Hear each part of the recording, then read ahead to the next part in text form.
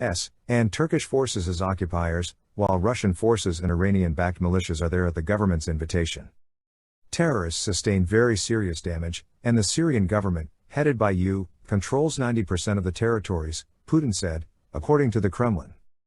However, according to other assessments, he holds less than this. Issuing its latest report on Syria on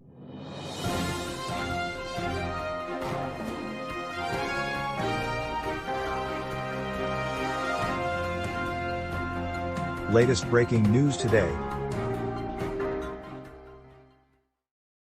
The four would-be citizen astronauts poised to ride a SpaceX rocket ship day. They were eager for liftoff on the eve of their flight, feeling only the good kind of jitters. This moment would never come in my life. Let's get going, let's do it, said Son Proctor, 51, a geoscience professor, artist and lifelong space enthusiast who was a 2009 finalist in NASA's astronaut candidate program before she was cut.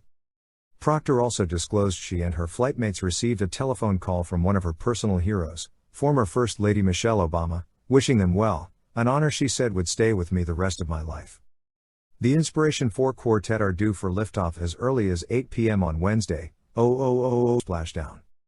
Proctor and her crewmates, billionaire e-commerce executive and jet pilot Jared Isaacman, 38, physician assistant Haley Arsenault, 29, and aerospace data engineer Chris Sembroski, 42, took reporters' questions at a pre-launch briefing inside a SpaceX hangar a little more than 24 hours before launch time. Behind them, visible in the distance through the hangar's open doors, stood the SpaceX Falcon 9 rocket and Crew Dragon capsule designed to carry them to a targeted orbital altitude of 360 miles, 575 kilometers, over the Earth, higher than the International Space Station. That is far beyond the inaugural astrotourism flights made this summer by SpaceX rivals Virgin Galactic, SPCE, and Blue Origin, which carried their respective billionaire founders, Richard Branson and Jeff Bezos, along for the ride. Those two suborbital trips, while high enough for their crews to experience a few moments of microgravity, were over in a matter of minutes. The high orbital flight plan for Inspiration 4 carries greater risks, including more exposure to radiation in space. But the crew members profess the utmost confidence in SpaceX, the private California-based rocket company founded by billionaire entrepreneur Elon Musk. Isaacman, founder and chief executive of electronic financial services company Shift4 Payments Incorporated, 4N, is the mission's originator and benefactor, having paid Musk an undisclosed but presumably enormous sum to fly all four crew members into orbit. Musk joined in on a pre-flight check-in call on Tuesday, and did give us his assurances that the entire leadership is solely focused on this mission, Isaacman told reporters when asked about pre-launch nerves. No jitters, just excited to get going. Arsenault, young lymphoma and leukemia patients at St. Jude Children's Research Center in Memphis, Tennessee, which the Inspiration 4 mission was designed largely to promote, said she was just so excited. Any jitters are the good kind, she added. I'm just waiting for tomorrow to get here. Joining Tuesday's liberal policies on immigration, COVID-19 and crime. Newsom, a first-term governor beset by challenges including the COVID-19 pandemic, extreme drought and severe wildfires, boosted turnout among Democrats with a flurry of late campaigning and overcame the move by Republican and Vice President Kamala Harris, who formerly represented California as a U.S. Senator and Attorney General. By late Tuesday, returns showed Newsom easily winning a majority of support from voters who said he should remain in office. The leading Republican gubernatorial candidate Larry Elder, a black radio talk show host and supporter of former President Donald Trump, garnered about 43% of the vote on the portion of the ballot asking who should replace Newsom if he were recalled, the New York Times reported. Elder has vowed to remove requirements for COVID-19 vaccines and mask wearing. In the days leading up to the recall vote, he and Trump pushed the narrative that Democrats planned to steal the election. The removal of Newsom, who was elected in a landslide in 2018, would have set off alarms among Democrats, coming in one of the nation's most liberal states just over a year before the 2022 elections that will decide control of Congress. Democrats outnumber Republicans 2-1 in the state, and polls consistently showed that a strong majority of voters opposed recalling Newsom. But Democrats worried that complacency among their voters could have tilted the election toward Republicans. Newsom's immigration and crime policies, along with the governor's handling of the pandemic, fueled a petition drive by conservatives to put the recall question on the ballot. In early voting and vote by mail, Democrats returned ballots at more than twice the rate of Republicans. This prompted fear among Republican leaders that their voters had taken to heart false claims of election fraud pushed by Trump and conservative media after Biden won the 2020 presidential election. In response, the California Republican Party promised to fight for election integrity and released videos showing party officials confidently mailing in ballots, tying the recall effort to Trump and efforts in Texas, Georgia and other states to tighten abortion restrictions and impose new laws that Democrats believe curtail voting rights help Democrats turn out their voters. "We could see changes like what's happening in Texas," said Katie Van Note, 27, a dance instructor who voted in Oceanside, just north of Carlsbad, and described her politics as left-leaning. The Secretary of State has until October 22 to certify the results.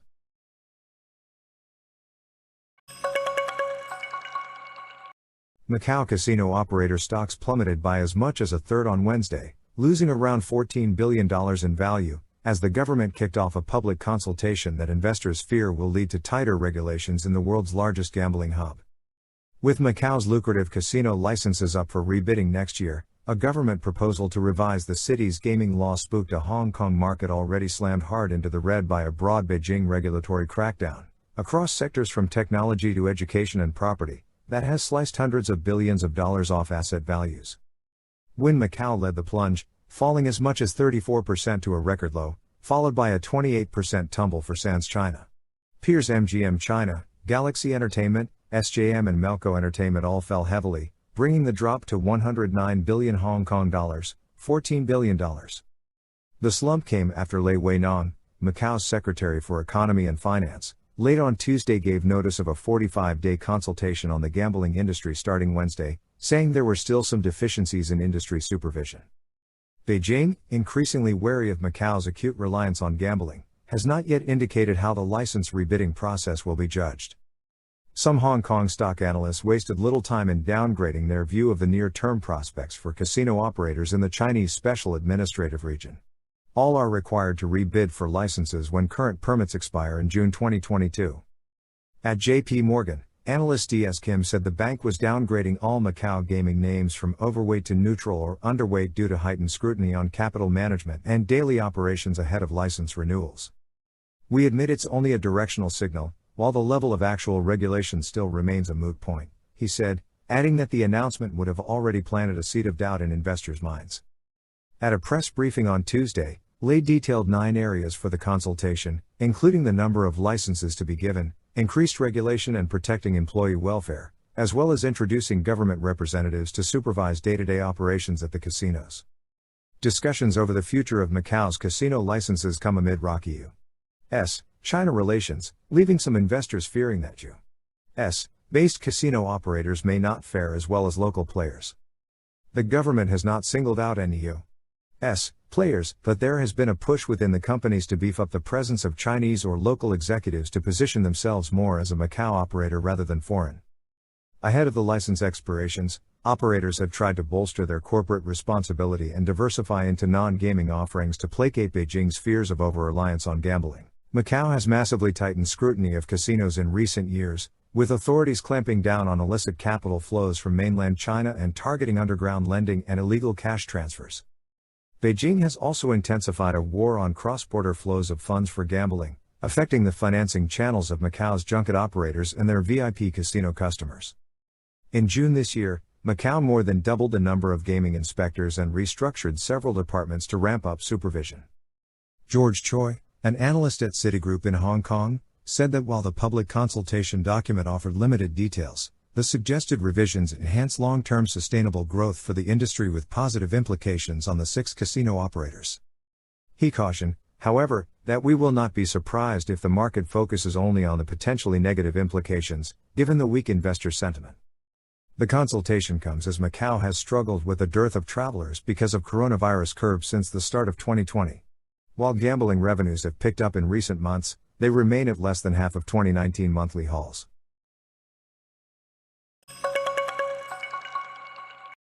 North Korea fired a pair of ballistic missiles off its east coast, South Korea's Joint Chiefs of Staff said on Wednesday, days after testing a long-range cruise missile. Pyongyang has been steadily developing its weapons program amid a standoff over talks aimed at dismantling its nuclear and ballistic missile programs in return for U.S. sanctions relief. The negotiations have stalled since 2019. Japan's Coast Guard also said an object that could be a ballistic missile was fired from North Korea that landed outside its exclusive economic zone. Japanese Prime Minister Yoshihide Suga condemned the apparent test launch and called it outrageous. Both Suga and South Korean President Moon Jae-in convened sessions of their National Security Councils to discuss the launches, according to their offices. The foreign ministers of South Korea and China were holding talks in Seoul on Wednesday amid concerns over North Korea's recent missile test and stalled denuclearization negotiations between Pyongyang and Washington. If confirmed as a ballistic missile, the test would be North Korea's first since March this year and a further breach of UN sanctions. The launch came after North Korea said it successfully tested a new long-range cruise missile last weekend, calling it a strategic weapon of great significance. Analysts say the missile could be the country's first such weapon with a nuclear capability.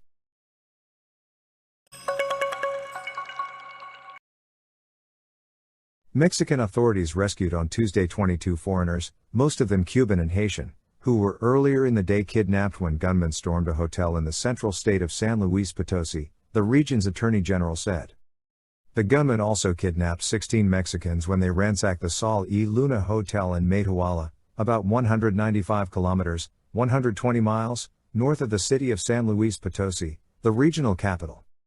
The Mexicans were released earlier, but the foreign nationals had to be rescued in a remote area by the road between Matehuala and the regional capital, Arturo Garza Herrera, the Attorney General of the state, said in a statement. The foreigners were due to be transferred to the city of San Luis Potosi to be fed and to get medical help. Garza's office did not give any details of the rescue or say if any of the foreigners were injured. While most of the rescued foreigners were Haitians and Cubans, earlier there were reports that some Venezuelans were among them, Garza's office said in a statement. 3 minors and a pregnant woman were among them. I am going to notify the Migration Institute so that they can be involved since we do not know the migratory status of these people, Garza said. Many migrants hoping to reach the United States face great danger on the way, with kidnappings, extortion, rape and even murders reported. Some are conscripted to work for drug cartels fighting over drug trafficking routes. In June, a human rights group reported that some 3,300 migrants stranded in Mexico since January due to a U.S. border policy have been kidnapped, raped, trafficked or assaulted.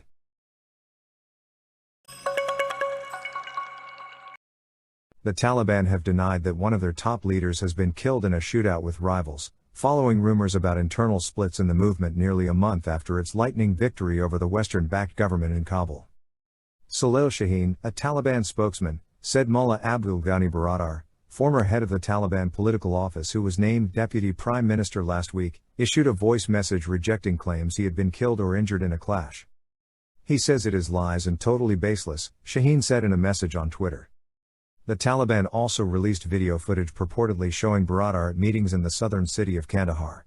Reuters could not immediately verify the footage. The denials follow days of rumors that supporters of Baradar had clashed with those of Sirajuddin Haqqani, head of the Haqqani network that is based near the border with Pakistan and was blamed for some of the worst suicide attacks of the war. The rumors follow speculation over possible rivalries between military commanders like Haqqani and leaders from the political office in Doha like Baradar, who led diplomatic efforts to reach a settlement with the United States. The Taliban have repeatedly denied the speculation over internal divisions.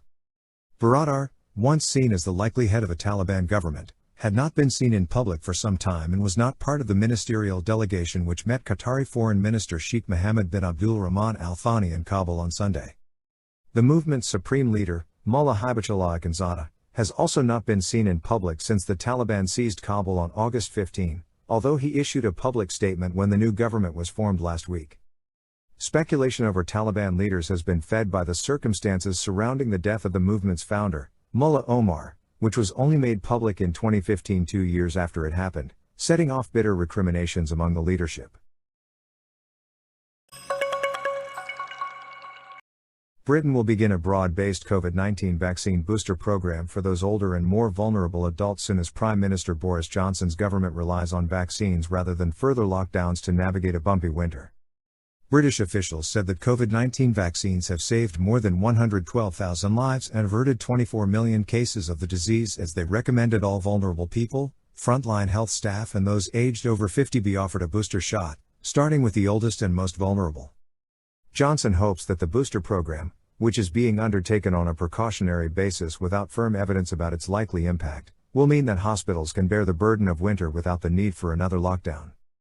But Health Minister Sajid Javid said a Plan B, involving mandatory vaccine certificates in some settings, mandatory mask wearing and asking people to work from home, was being held in reserve. Vaccinations for health workers were likely to be made compulsory, he said. Booster doses are an important way of keeping the virus under control for the long term, Javid told Parliament, saying the program would begin next week. We have prepared a Plan B of contingency measures that we can call upon only if they are needed and is supported by the data. The government's 30-page winter strategy cautioned that the Plan B could be implemented at short notice. The Joint Committee on Vaccination and Immunizations, JVCI, recommendation of a third dose 6 months after a second shot, paves the way for a broad revaccination program in Britain, which has one of the world's highest death tolls from COVID-19. Britain is also currently recording the second highest number of new infections after the United States. A booster program is being launched in the United States this month, with the likes of Israel, Ireland and Italy also moving ahead with booster shots. British officials said protection from 2 doses of vaccine beyond 6 months was uncertain and that boosters would prevent illness and deaths from COVID-19 over the winter, but did not say whether the extra shots would lower transmission rates. We're not past the pandemic. We know this winter could quite possibly be bumpy at times, England's Deputy Chief Medical Officer Jonathan Van Tam told reporters. It's better to be preemptive and to be prepared and plan for the worst possibilities. Britain has officially recorded 134,000 COVID-19 deaths, and more than 7 million cases. So far 44 million people have had 2 vaccine doses, 81% of those aged over 16. On Monday, the government said those aged 12 to 15 would also be offered shots. Johnson scrapped the last coronavirus restrictions in England in July, citing the more favorable conditions of the school summer holidays as he eyed what he characterized as a return to normal. The pandemic is far from over, but thanks to our phenomenal vaccine program, new treatments and testing we are able to live with the virus without significant restrictions on our freedoms, Johnson said in a statement. The JCVI said its preference was that the Pfizer, PFE, vaccine was used for the booster dose, or alternatively a half dose of a Moderna shot. Britain ordered 60 million additional Pfizer doses for the booster program in April. Professor Wei Shen Lim, chair for COVID-19 immunization on the JCVI, said their advice for a booster dose did not imply that there would be a requirement for a shot every 6 months. He also said not everyone under 50 years old would require another shot. The British recommendation comes after some leading scientists, including from the US Food and Drug Administration and World Health Organization, wrote in Monday's Lancet Medical Journal that COVID boosters were not yet needed for the general population.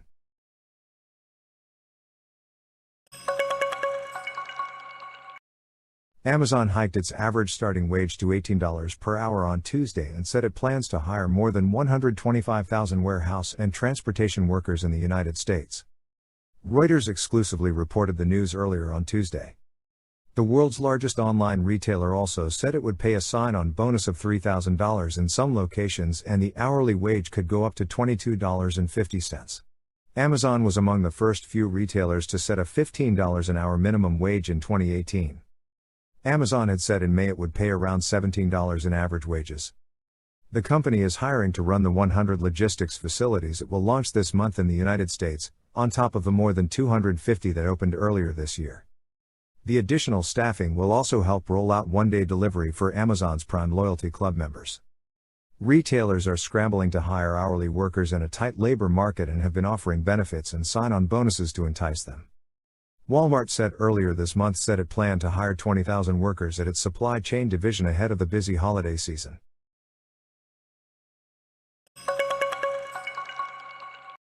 When the coronavirus pandemic struck Malaysia, Syahrul Haissam Baharudin, like many others working closely with people, soon lost his work as an entertainer who juggled and sometimes dressed up as a clown. But rather than give up, the 43-year-old from Taiping, in western Malaysia found a new way of using his skills, disinfecting people's homes while wearing his clown's outfit. For his new role, he adapted the smoke machine he had used at parties to become a disinfection device, while providing some extra cheer by entertaining children in his clown outfit, completed by a surgical mask with a painted-on red nose and smile. Since children cannot go out or go to the mall and they are spending more time at home, maybe they too are feeling stressed, said Syahrul Haissam, who has become known locally as the fogging clown. So with this kind of appearance, Maybe I can entertain them and cheer them up, while disinfecting their house, he added. After cleaning their homes, Shahrul Hysam will usually spend time with his clients' children, making them laugh by creating animal-shaped balloons and taking photographs together. His antics soon went viral online, with clients praising him for bringing some much-needed fun to their homes during a difficult time. Malaysia, which has reported nearly 2 million COVID-19 cases and 20,419 related deaths, has been under some form of lockdown since May after a wave of infections driven by the Delta variant. In the past, Shahrul Hysam also used to be a master of ceremonies, as well as a disc jockey, before lockdowns put a stop to large gatherings. Now, he gets an average of 3 orders a week to disinfect homes, malls and shops. Fogging, services like this are provided everywhere now, but my style is different, he said.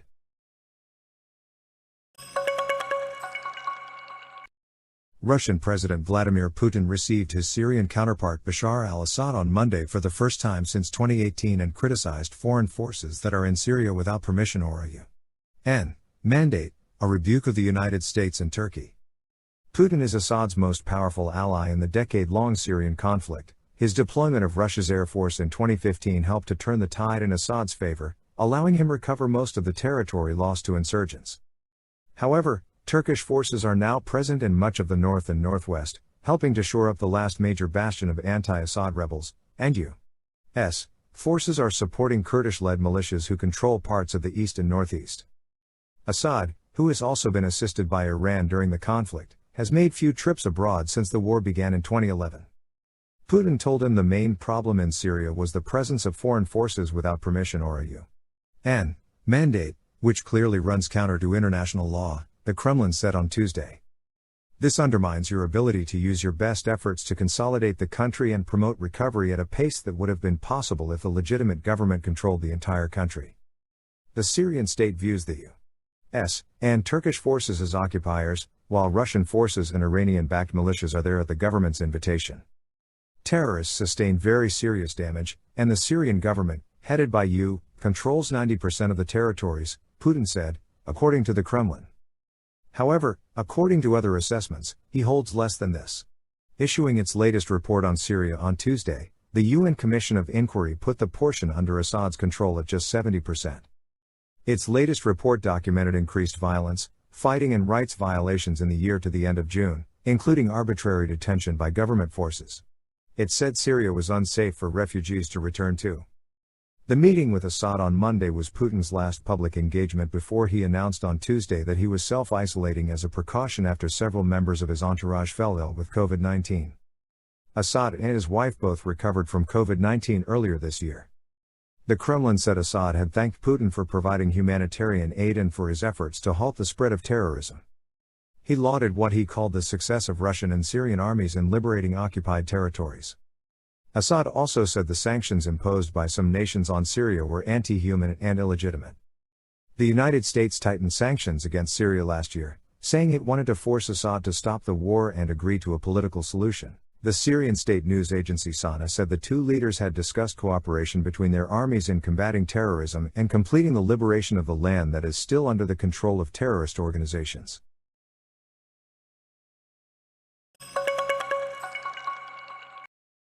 Apple on Tuesday is expected to show new iPhone and Apple Watch models with slight upgrades, and analysts expect that wireless carriers will play an outsized role in the annual show as they try to entice consumers into 5G plans. Apple last year introduced its iPhone 12, which featured a new look and its first devices with 5G connectivity. This year, analysts expect modest hardware upgrades and a deeper focus on 5G.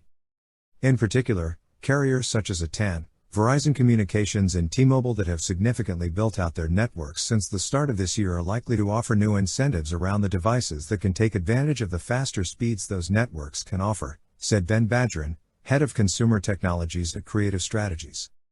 There seems to be way more 5G network capacity than was in place even 6 months ago, Badgerin said. They want people upgrading. They're going to be really aggressive. Apple's biggest product launch of the year comes as some of the shine has come off its stock as business practices such as charging software developers commissions on in-app payments have come under regulatory scrutiny. Apple shares were up about 15.6% year-to-date, trailing the Nasdaq Composite Index, which was up nearly 19% over the same period. The iPhone 13, as analysts expect the new phone to be called, likely will not look much different on the outside from the iPhone 12. But analysts expect it to have a faster Wi-Fi and processor chips, and Bloomberg has reported that the top model is likely to focus on display and camera enhancements such as a portrait mode to blur backgrounds when shooting videos. Analysts also believe Apple will continue the steady updates to the Apple Watch, which has become a cornerstone of its $30.6 billion accessories segment, which was up 25% in Apple's most recent fiscal year even as its iPhone revenue declined slightly. Analysts widely believe that Apple users who buy more than one product, such as an Apple Watch and iPhone, are more likely to stick with the brand and spend on the company's apps and services. Apple is likely to focus on more fitness features with the watch, which is paired tightly with Apple Fitness Plus, a paid service offering guided workouts with Apple instructors. It's the one service they offer where you literally have to have this product or you can't use this service, Badgerin said.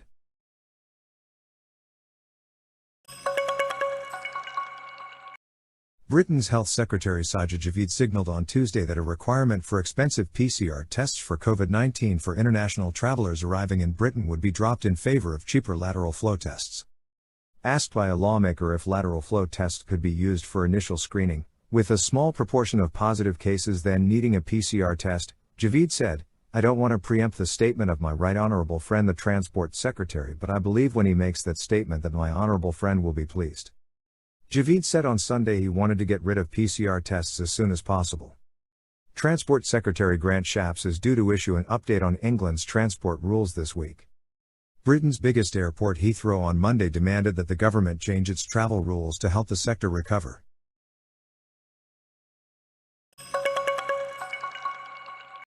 China Evergrande is teetering between a messy meltdown with far-reaching impacts, a managed collapse or the less likely prospect of a bailout by Beijing for what was once the country's top-selling property developer.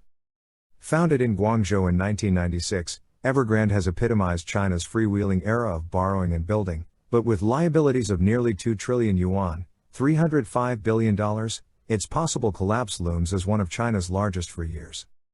Debt and land buying curbs and hundreds of new rules have been imposed on Chinese developers over recent years as part of a push to cut financial risks and promote affordable housing.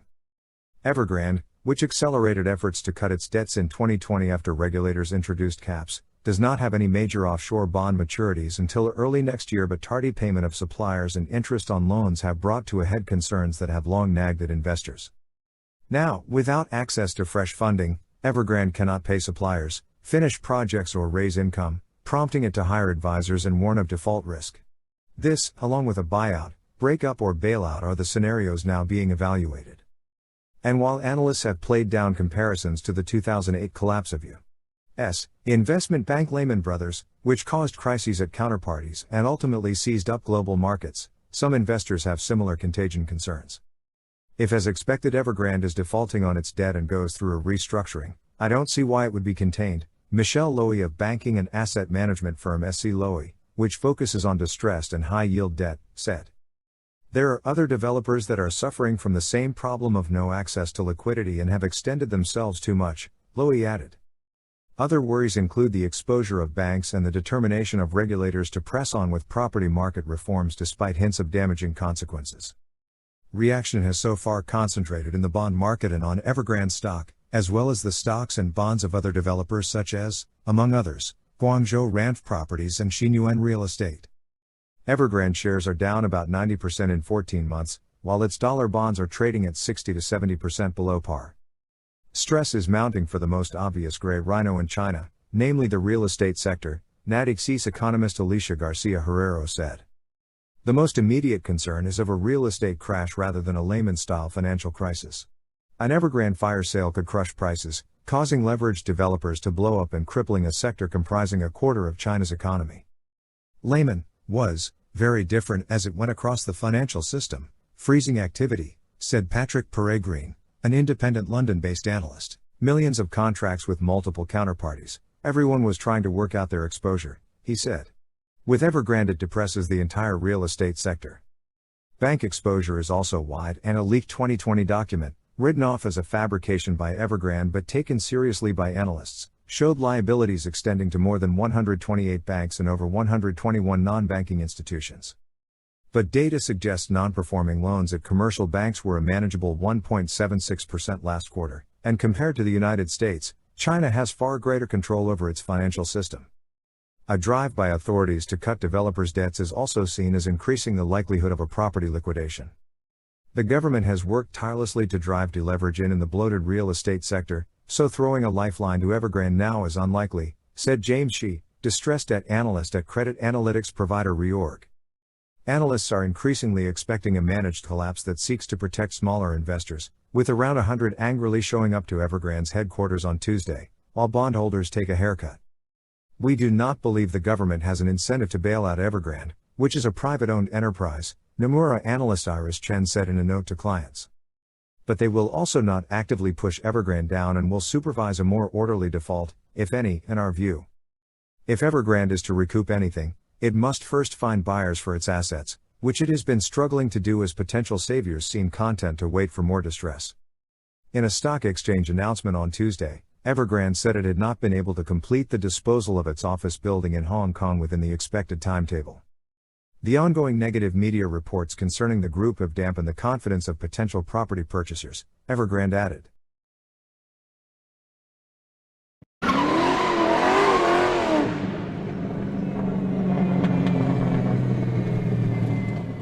Don't go yet. We are not done yet. Let me invite you to the world of Scci. Remember to attend our Monday website creation class, Wednesday our market outlook on trading and investment networking, and Friday our CEO mega networking and business presentation event. Lastly, let me share with you.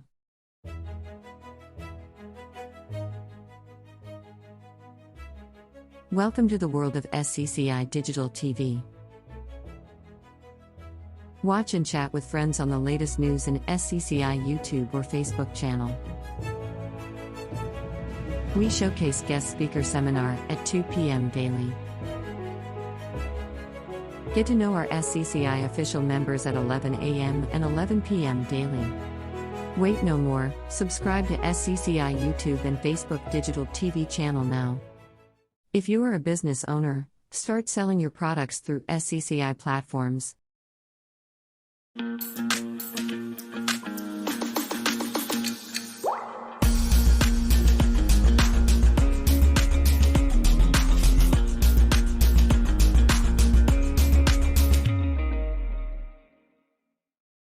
Singapore's first integrated social and business platform is here. Chat Online Marketplace. Everyone is chatting in chat. Connect with new friends around the world. Sharing opportunities and moments. Know what happened around the world. No more prank calls or targeted advertisements. Your personal data privacy is protected against remarketing. Download Chat Online Marketplace now. Singapore's first integrated social and business platform. Available in Apple stores and Play Store.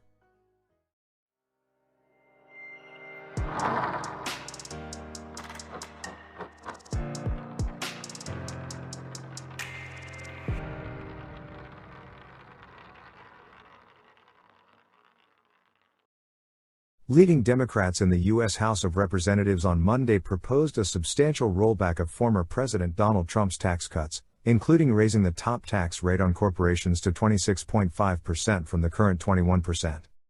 Democrats on the powerful House Ways and Means Committee said they will debate legislation this week that would achieve the changes as part of their broader, $3.5 trillion domestic investment plan.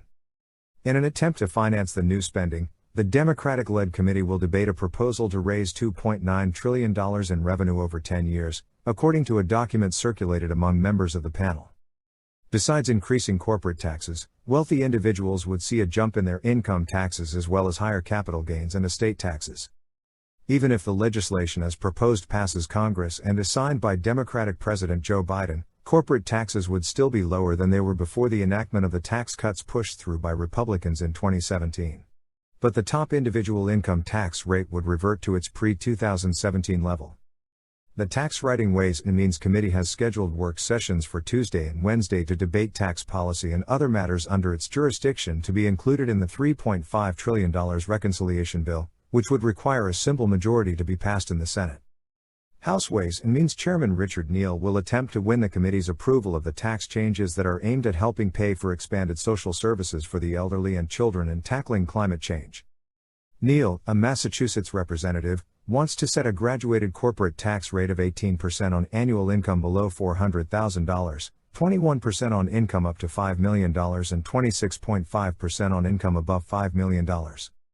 The benefit of the graduated corporate rate would phase out for firms making more than $10 million. Currently, the federal tax rate on corporations is 21%, down from the 35% rate that was in effect prior to the 2017 Republican tax restructuring. Biden had proposed raising the current corporate rate to 28%. Neal's plan would raise the top individual tax rate to 39.6% from 37% on taxable income above $400,000 for individuals and $450,000 for married couples. Those thresholds are below Biden's proposed thresholds of $452,700 for individuals and $509,300 for married couples. Republicans have been particularly critical of moves to increase estate taxes. The House Democrats' plan would accelerate the expiration of Republicans' temporary doubling of an exemption from those taxes to $24 million. The exemption, which was passed in 2017, would expire at the end of 2021 instead of the end of 2025 under current law. Neal's proposal also would increase the capital gains tax rate for those with incomes above $400,000 to 25% from the current 20% and include an additional 3% surcharge on taxable income in excess of $5 million. Biden has proposed a capital gains rate of 39.6% for those with incomes above $1 million, spurring concern from Republicans and some Democrats. The lower, 25% rate increase now being proposed would capture far more taxpayers and be supplemented by the 3% surcharge on income above $5 million. In addition to raising taxes, Democrats also proposed using the tax code to encourage the construction of more low-income housing, including in rural areas, which could help win the support from some wavering moderate Democrats, including Senator Joe Manchin from West Virginia.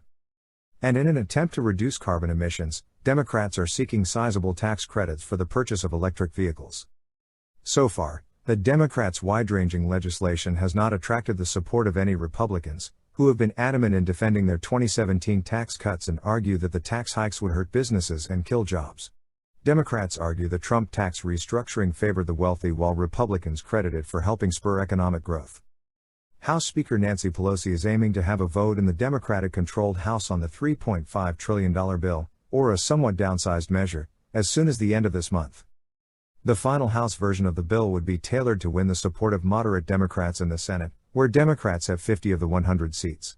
Democratic Vice President Kamala Harris cast the tie-breaking vote when needed.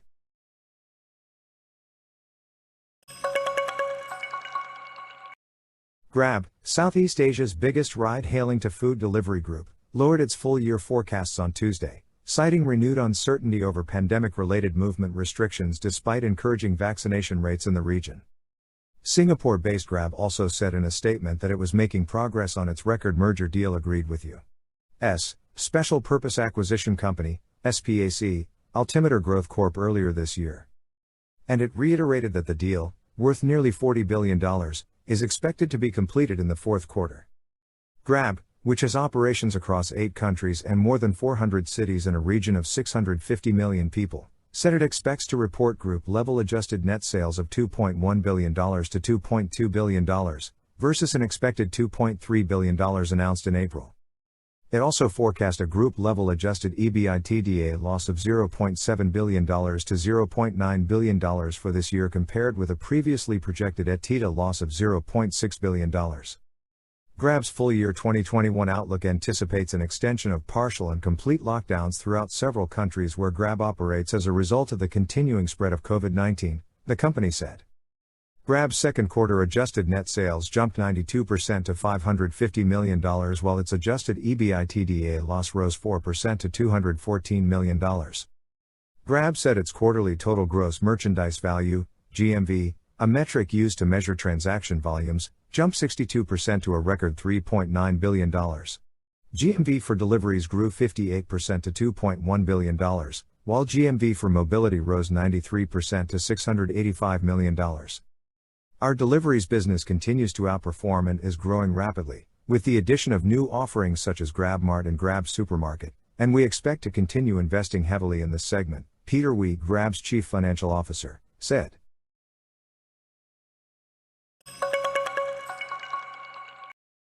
All 12 to 15-year-olds in England will be offered a COVID-19 vaccine after top medical advisors said on Monday that children would benefit from reduced disruption to their education.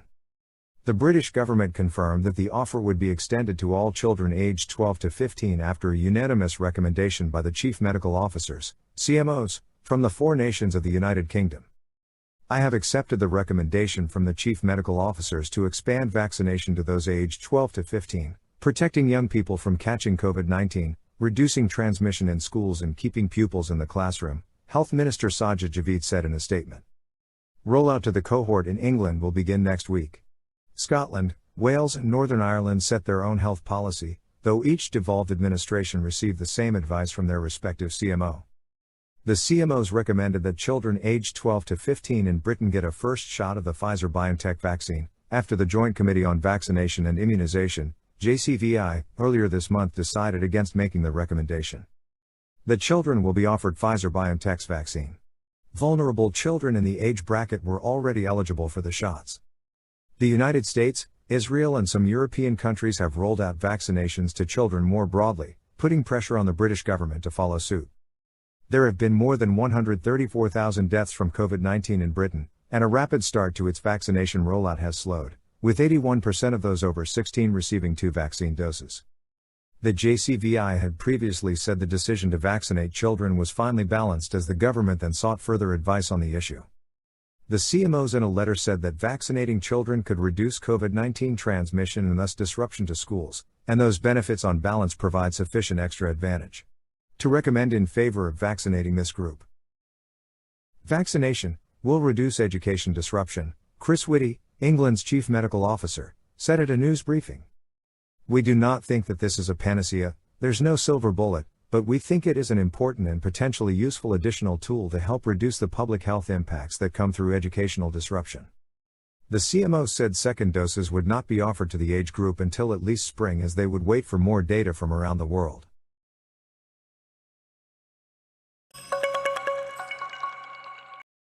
New local COVID-19 infections more than doubled in China's southeastern province of Fujian, health authorities said on Tuesday, in the country's latest outbreak of the novel coronavirus.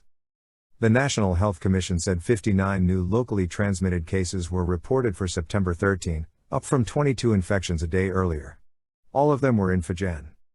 In just 4 days, a total of 102 community infections have been reported in Fujian, a province bordered by Zhejiang to the north and Guangdong to the south. China's last outbreak, which affected mainly Jiangsu, ended about 2 weeks ago, with no new local cases reported in the eastern province. That outbreak lasted a month. Fujian's outbreak began in Putian, a city of 3.2 million, with the first case reported on September 10. Preliminary tests on samples from some Putian cases showed patients had contracted the highly transmissible Delta variant. The virus has since spread to the scenic coastal city of Xiamen, which reported 32 new local cases for September 13 compared with just 1 infection a day earlier. Like Putian, Xiamen has locked down some areas of higher virus risk, cut offline classes at kindergartens, primary schools and high schools, closed public venues such as cinemas, gyms and bars, and told residents not to leave the city for non-essential reasons. The 2 cities, however, are yet to announce tough citywide lockdowns as seen in early 2020 in China. 3 new local cases were also reported in nearby Quanzhou City, versus 6 infections a day earlier. Overall, mainland China reported 92 new confirmed coronavirus cases for September 13, including imported infections, compared with 49 a day earlier. China reported 20 new asymptomatic coronavirus cases, which it does not classify as confirmed infections, compared with 28 a day earlier. As of September 13, mainland China had recorded 95,340 confirmed cases, with the cumulative death toll unchanged at 4,636.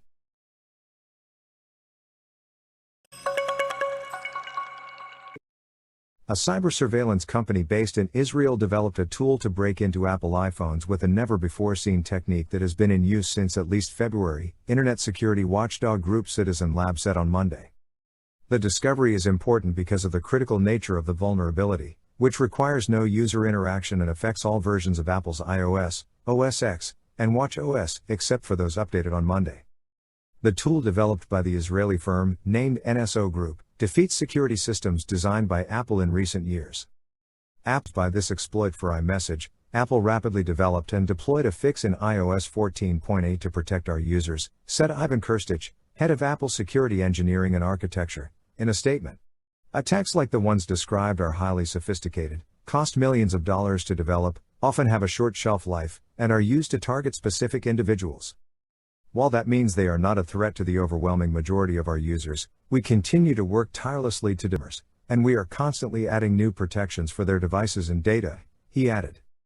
An Apple spokesperson declined to comment on whether the hacking technique came from NSO Group. In a statement to Reuters, NSO did not confirm or deny that it was behind the technique, saying only that it would continue to provide intelligence and law enforcement agencies around the world with life-saving technologies to fight terror and crime. Citizen Lab said it found the malware on the phone of an unnamed Saudi activist and that the phone had been infected with spyware in February. It is unknown how many other users may have been infected. The intended targets would not have to click on anything for the attack to work. Researchers said they did not believe there would be any visible indication that a hack had occurred. The vulnerability lies in how iMessage automatically renders images. iMessage has been repeatedly targeted by NSO and other cyberarms dealers, prompting Apple to update its architecture.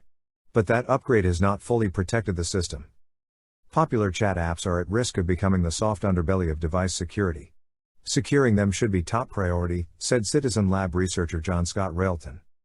The U.S. Cybersecurity and Infrastructure Security Agency had no immediate comment. Citizen Lab said multiple details in the malware overlap with prior attacks by NSO, including some that were never publicly reported. One process within the hack's code was named setframed, the same name given in a 2020 infection of a device used by a journalist at Al Jazeera, the researchers found. The security of devices is increasingly challenged by attackers, said Citizen Lab researcher Bill Marchak. A record number of previously unknown attack methods, which can be sold for $1 million or more, have been revealed this year. The attacks are labeled zero-day because software companies had 0 days notice of the problem. Along with a surge in ransomware attacks against critical infrastructure, the explosion in such attacks has stoked a new focus on cybersecurity in the White House as well as renewed calls for regulation and international agreements to rein in malicious hacking. The FBI has been investigating NSO, and Israel has set up a senior interministerial team to assess allegations that its spyware has been abused on a global scale. Although NSO has said it vets the governments it sells to, its Pegasus spyware has been found on the phones of activists, journalists and opposition politicians in countries with poor human rights records.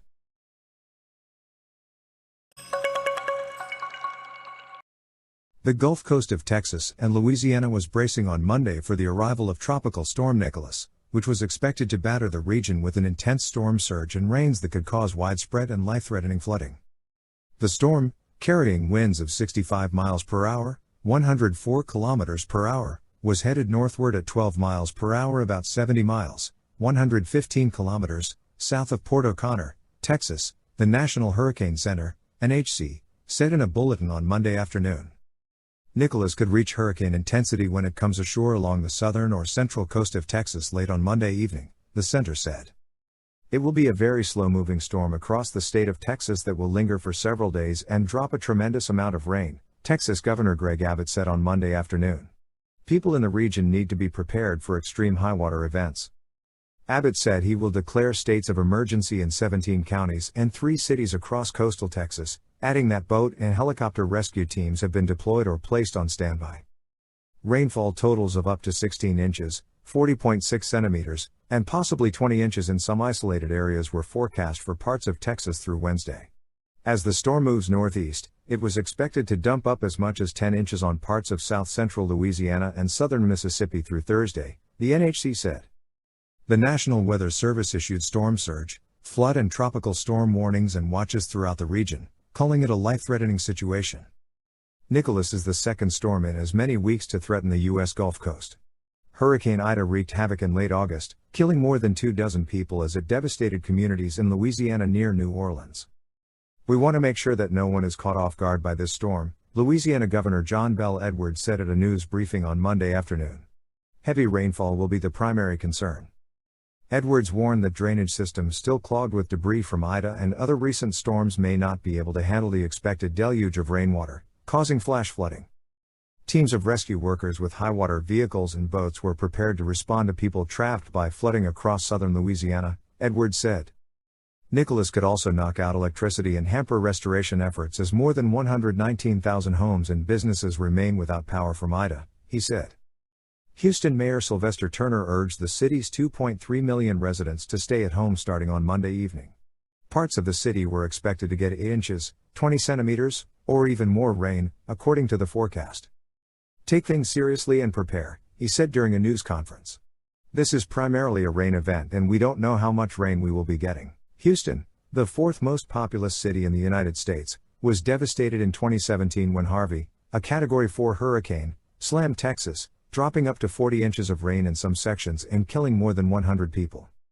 As of Monday afternoon, heavy rains fell for about 3 hours in Houston, where winds were light. Houston Independent School District canceled classes for Tuesday, while dozens of districts in Texas and Louisiana shut down on Monday. Houston Metro was suspending light rail and bus services on Monday evening while hundreds of flights were canceled or delayed at airports in Corpus Christi and Houston.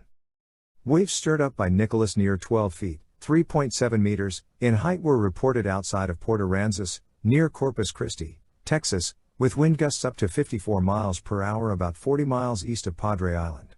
Winds were expected to remain at 60 miles per hour with higher wind gusts, forecasters said.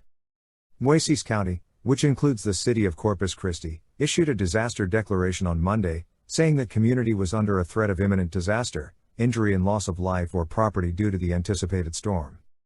But on Monday afternoon, conditions in the coastal city of Galveston were still relatively calm, although wind gusts reached nearly 50 miles per hour. It ain't even raining, said Mike Garcia, manager of the Gumbo Diner. The water's choppy, but we have a full restaurant.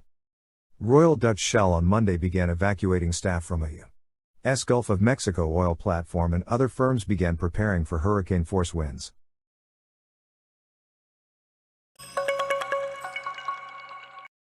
When Taro Kono, Japan's leading contender to be prime minister, was a senior in high school, he asked his father to send him overseas for university, but was flatly refused. Instead, the elder Kono, a leading politician in the ruling party, took his son to a U.S. embassy reception in a bid to prove his English was not good enough. I went around the room telling people enthusiastically, in my broken English, how I wanted to study abroad but my father was against it, so I had a problem, Kono wrote in a recent book. Everyone said no, he should wait. But that response, and perhaps his son's audacity, somehow convinced the father, and Kono wound up spending 4 years at Georgetown University in Washington. Now 58, Japan's popular vaccines minister is fluent in English and hopes to parlay that early combination of self-belief, strategy and stubbornness into becoming leader of the conservative ruling Liberal Democratic Party, LDP, and Prime Minister. In addition to a resume studded with high-profile portfolios such as foreign affairs and defense, he runs a Twitter feed in 2 languages and, in a world of staid politicians, speaks bluntly, by contrast with Prime Minister Yoshihide Suga. Kono's a tight communicator, he's talking, said Corey Wallace, a foreign policy specialist at Kanagawa University. He's always out there, giving press conferences on the vaccine rollout and so on, Wallace added. Suga looked like he only communicated when he absolutely had to. Kono regularly tops opinion polls as voters' choice for the next prime minister, which will help him with both rank-and-file members in the LDP contest, and young lawmakers worried about keeping their jobs as a general election looms this year. Lawmakers are definitely going to pick who they think is better for re-election, Hino added. Kono's outreach has flourished on social media, where he has garnered 2.4 million followers on Twitter.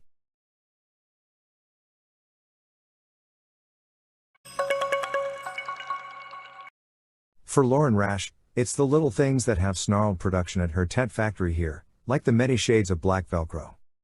Her company, Diamond Brand, just launched a new line of high-end wall tents called the Liminal, thick with vents and fasteners demanded by discerning campers. But that means using lots of Velcro. And that's a problem, because black Velcro comes in many shades, depending on the type of raw plastic resin used to make it. If I have older stock and put it with new, the colors won't match, said Rash. Black is not black is not black. Before supply chain breakdowns and shortages swept the world in the wake of the COVID pandemic, Buying the bits and pieces for an assembly line was often as easy as clicking a button and waiting a few days or, at most, a few weeks for delivery. Shortages of metals, plastics, wood and even liquor bottles are now the norm. The upshot is a world where buyers must wait for delivery of items that were once plentiful, if they can get them at all. Rash has piles of tents she can't ship because she can't get the right aluminum tubing for their frames, for instance, while others lack the right zippers. Along with the shortages come hefty price increases, which has fueled fears of a wave of sustained inflation. There's growing tension among Federal Reserve policymakers over how to gauge the long-term impact on prices. Some Fed policymakers are more convinced than others that price pressures will recede after some of the supply chain disruptions are resolved. How this debate evolves could influence how quickly the Fed moves to reduce the pace of asset purchases launched at the start of the pandemic, and how soon it lifts the policy interest rate from its current level near zero. Rash and other local producers were part of a wide-ranging forum recently with Richmond Fed President Tom Barkin that focused on the challenges to the U.S. recovery posed by supply chain issues that are not getting resolved as fast as policymakers had hoped. Shortages are hitting everything from bulldozers to bourbon. Heavy equipment maker Caterpillar Incorporated, CAT, and warned in July that its profits would suffer in the current quarter in part because of rising prices on hard-to-get components. The company said, among other things, it is looking for ways to get supplies from non-traditional sources to deal with shortages of plastic-resonant semiconductors. Lawson Whiting, chief executive of spirits producer Brown-Forman Corp., BFB, and told investors earlier this month that shortages of key packaging materials, most notably glass, continue to create problems for the maker of brands such as Jack Daniel's and Woodford Reserve. New challenges continue to arise, including hurricane disruptions to U.S. oil refineries, which is again threatening supplies of plastics and other basic materials. Some industries are rushing to build new factories, including semiconductor producers under pressure to feed a growing appetite for chips needed in cars and electronics. But not all producers are eager to build new plants. The bike industry, for instance, is heavily concentrated in Asia, and producers there worry that the current surge in demand is only temporary. The Asian factories have seen this time and time again, said Brent Graves, CEO of Cane Creek Cycling Components, another small manufacturer in Fletcher, N.C., which relies heavily on Asian suppliers for bike parts. They say, well, we will run some extra overtime. But in terms of raw investment in facilities, on the whole they are reluctant to do it. Compounding the current problem are clogged supply lines. With so many manufacturers rushing to build supplies at the same time, the containers, ships, and trucks needed to move the goods often aren't available, and have soared in cost when they are. That has disrupted some of the mechanisms that normally help keep supplies and prices in check. David Riley, president of United Solutions, a plastics maker in Leominster, Mass., said soaring resin prices, he estimates they're up 100% for some types in the past year, is his biggest challenge. Normally he would have his buyers scouring overseas markets, including China, for cheaper resins. But we can't do that, he said, because shipping prices have risen so much that they wipe out any price advantage.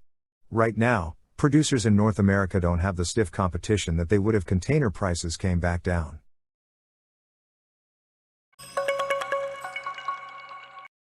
Secretary of State Antony Blinken beat back criticism of the withdrawal of U.S. troops from Afghanistan on Monday at a contentious congressional hearing where at least 2 Republicans called on him to resign. In 5 hours of often testy exchanges with lawmakers, Blinken defended President Joe Biden's decision to pull out and pushed back on accusations that the State Department should have done more to help Americans and at-risk Afghans to be evacuated, blaming the previous administration for lacking a plan. He repeatedly noted that Republican former President Donald Trump had negotiated the withdrawal agreement with the Taliban, and said Biden's administration could not renegotiate because of threats from the group to resume killing. Evidence that staying longer would have made the Afghan security forces or the Afghan government any more resilient or self-sustaining, Blinken said. We inherited a deadline. We did not inherit a plan, Blinken said, referring to the Trump administration's agreement to remove all U.S. forces from Afghanistan by May 1. Members of Congress, Biden's Democrats as well as opposition Republicans, have pledged to investigate since the Taliban seized control of Afghanistan last month after a rapid advance. Blinken appeared on Monday before the House of Representatives Foreign Affairs Committee and was to testify on Tuesday before the Senate Foreign Relations Committee, the first Biden administration official to testify publicly to lawmakers since the Islamist militant group's takeover. Fireworks had been expected, given the amount of finger-pointing over how the two-decade-long war ended. Many Republicans, particularly those closely allied to Trump, interrupted or even shouted over Blinken during the House hearing, a departure for a committee known for bipartisan cooperation.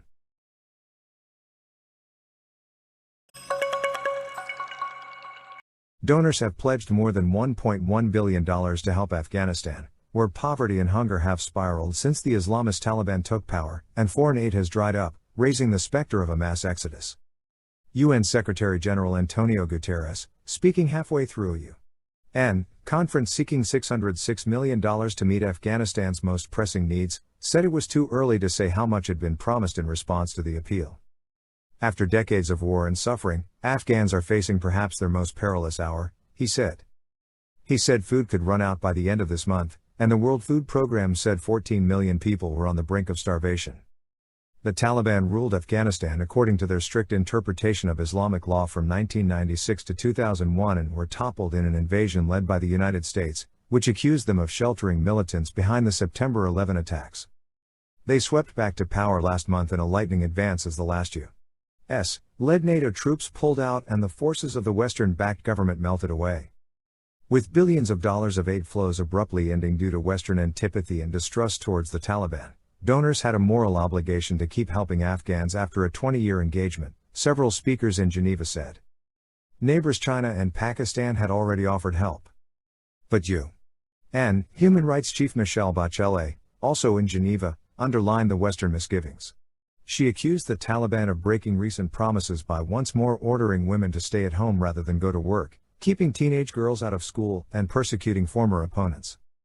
Beijing last week promised $31 million worth of food and health supplies, and on Friday said it would send a first batch of 3 million coronavirus vaccines. Pakistan sent food and medicine, and it called for Afghan assets frozen abroad to be released. Iran said it had dispatched an air cargo of aid. Past mistakes must not be repeated. The Afghan people must not be abandoned, said Pakistani Foreign Minister Shah Mahmood Qureshi, whose country has close relations with the Taliban and would most likely bear the brunt of an exodus of refugees. Both China and Russia said the main burden of helping Afghanistan out of crisis should lie with Western countries. The U.S. and its allies have a greater obligation to extend economic, humanitarian and livelihood assistance, said Chen Shu, China's ambassador to the United Nations in Geneva. The United States pledged $64 million in new humanitarian assistance at the conference, while Norway pledged an extra $11.5 million. Even before the Taliban seizure of Kabul last month, half the population, or 18 million people, depended on aid. That looks set to increase due to drought and shortages. Around $200 million of the new money is earmarked for the UN World Food Programme, which found that 93% of the 1,600 Afghans it surveyed in August and September were not getting enough to eat. WFP Executive Director David Beasley said 40% of Afghanistan's wheat crop had been lost, the price of cooking oil had doubled, and most people anyway had no way of getting money. While banks have started reopening, the queues for withdrawals are extremely long, and more importantly, no one who depended on the government for a salary, from civil servants to police, has been paid since July. 14 million people, 1 out of 3, are marching to the brink of starvation. They don't know where their next meal is, Beasley said. If we are not very careful, we could truly enter into the abyss in catastrophic conditions, worse than what we see now. The UN World Health Organization, also part of the appeal, wants to shore up hundreds of health facilities at risk of closure after donors backed out. A humanitarian and security crisis in Afghanistan will have direct implications across the globe. We should take collective action now.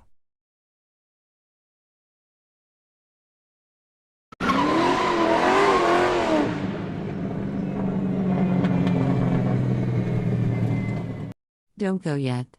We are not done yet. Let me invite you to the world of Scci. Remember to attend our Monday, website creation class. Wednesday, our market outlook on trading and investment networking. And Friday, our CEO Mega Networking and Business Presentation event. Lastly, let me share with you.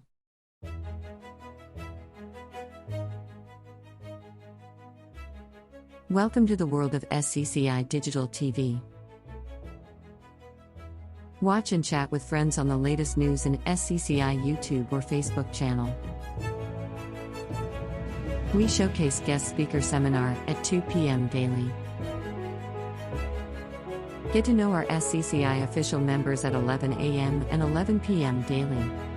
Wait no more, subscribe to SCCI YouTube and Facebook digital TV channel now. If you are a business owner, start selling your products through SCCI platforms.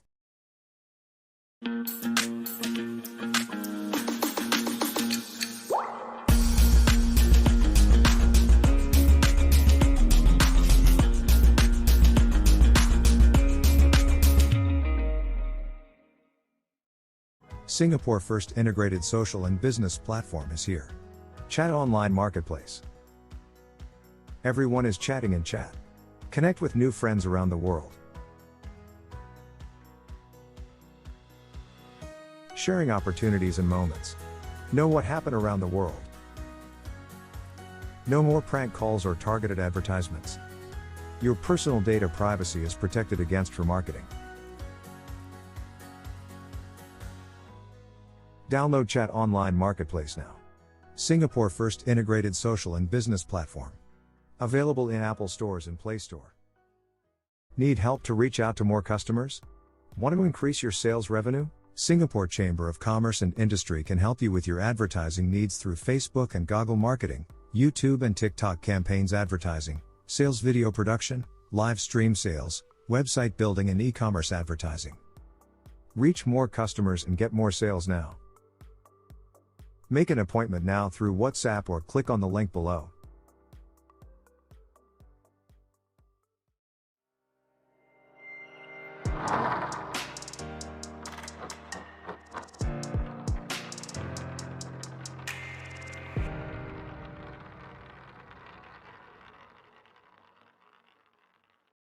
A Nicaraguan political activist who opposes the government of President Daniel Ortega is in critical condition in a Costa Rica hospital after being shot, police and activists said on Sunday. João Maldonado, a well-known leader of demonstrations in 2018 in southwestern Nicaragua's Jinatepe municipality, was shot twice in the chest and once in the arm on Saturday evening in Escazú, 10 kilometers, 6 miles, west of Costa Rica's capital San Jose, a police spokeswoman said. Yefer Bravo of Unidad de Exiles Nicaraguan in Costa Rica said Maldonado, 32, had been organizing a protest against Ortega's government for Sunday in San Jose. The demonstration went ahead, but turnout was low. A Nicaraguan government official did not immediately respond to a request for comment. Maldonado underwent emergency surgery, his wife Nadia Robledo said. More than 80,000 Nicaraguans have requested refuge in neighboring Costa Rica since the 2018 protests. Numbers had increased in the past 3 months as Ortega's government clamped down on opposition politicians and activists. Malaysian Prime Minister Ismail Sabri Yaakob's coalition and the main opposition bloc will sign a cooperation pact on Monday to ensure political stability during the COVID-19 pandemic, in a move that could also help the premier with any confidence vote. Ismail Sabri took office last month with a slim parliamentary majority, becoming the third prime minister in as many years, but the country's constitutional monarch has called for him to face a vote of confidence to prove he has majority support in parliament. Parliament is scheduled to convene from Monday, but no date has been set for the confidence vote. In a joint statement late on Sunday, representatives from the government and the Pakatan Harapan opposition bloc, led by Anwar Ibrahim, said they have agreed to focus on transformation initiatives and reforms. All parties have agreed that this MO is aimed at returning political stability to the country in order to fight the COVID-19 pandemic and revive the economy through bipartisan cooperation, they said. The pact follows Ismail Sabri's offer on Friday to introduce political reforms including new laws to prevent defections and limit the term of a prime minister to 10 years, in a bid to win opposition support for his leadership. His offer also includes bipartisan agreement on every bill to be introduced in parliament, input from opposition parties on a National Recovery Council and immediate lowering of the minimum voting age from 21 to 18. He also said the opposition leader will be given the same remuneration and privileges as a cabinet minister. Malaysia has seen political instability since the election defeat in 2018 of the United Malays National Organization, UMNO, which had governed for more than 60 years since independence, due to widespread corruption allegations. 2 governments have collapsed since then, and Ismail Sabri's appointment restored the premiership role to UMNO.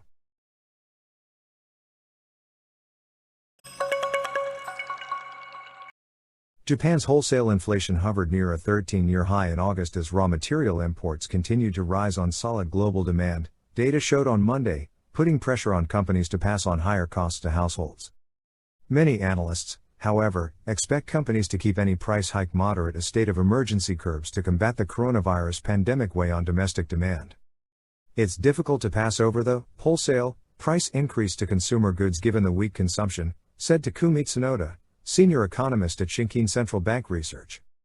The BOJ might be forced to continue its massive easing even when central banks around the world seek normalization. The Corporate Goods Price Index, CGPI, which measures the price companies charge each other for their goods and services, rose 5.5% in August from a year earlier, slightly below a median market forecast for a 5.6% gain, Bank of Japan data showed. It was the sixth straight month of increase and a tad below the 5.6% surge in July, which was the fastest pace of increase since September 2008. The index, at 105.8, marked the highest level since 1982, when Japan's economy was booming from an asset-inflated bubble. While gains in fuel costs moderated, prices rose for chemical, steel and wood products as global demand for such goods remained strong, Shigeru Shimizu, head of the BOJ's Price Statistics Division, told a briefing. As the global economy continues to recover thanks to progress in vaccinations, domestic wholesale inflation will remain under upward pressure, though there's uncertainty over the outlook due to a resurgence in infections, he said. Underscoring the huge cost pressure companies were facing, the yen-based import prices rose a record 29.2% in August from a year earlier, the data showed. Japan's economy has emerged from last year's slump thanks to robust exports. But continuing state of emergency curbs have dampened prospects for a solid recovery in the current quarter. Core consumer prices fell 0.2% in July from a year earlier, marking the 12th straight month of declines and staying distant from the BOJ's elusive 2% target.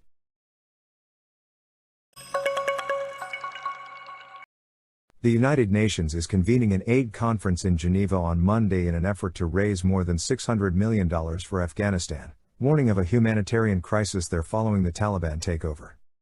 Even before the Taliban seizure of Kabul last month, half the population, or 18 million people, was dependent on aid. That figure looks set to increase due to drought and shortages of cash and food, UN officials and aid groups warn. An abrupt end to billions of dollars in foreign donations following the collapse of Afghanistan's Western-backed government and the ensuing victory of the Taliban has heaped more pressure on UN programs. Yet UN Secretary-General Antonio Guterres says his organization is struggling financially. At the present moment the UN is not even able to pay its salaries to its own workers, he told reporters on Friday. The Geneva conference, due to begin on Monday afternoon, will be attended by top UN officials including Guterres, the head of the International Committee of the Red Cross Peter Maurer, as well as dozens of government representatives including German Foreign Minister Heiko Maas.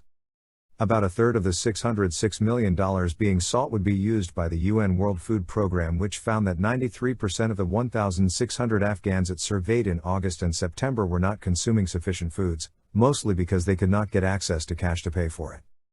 It's now a race against time in the snow to deliver life-saving assistance to the Afghan people who need it most, said WFP Deputy Regional Director Anthea Webb. We are quite literally begging and borrowing to avoid food stocks running out. The World Health Organization, another UN agency that's part of the appeal, is seeking to shore up hundreds of health facilities at risk of closure after donors backed out.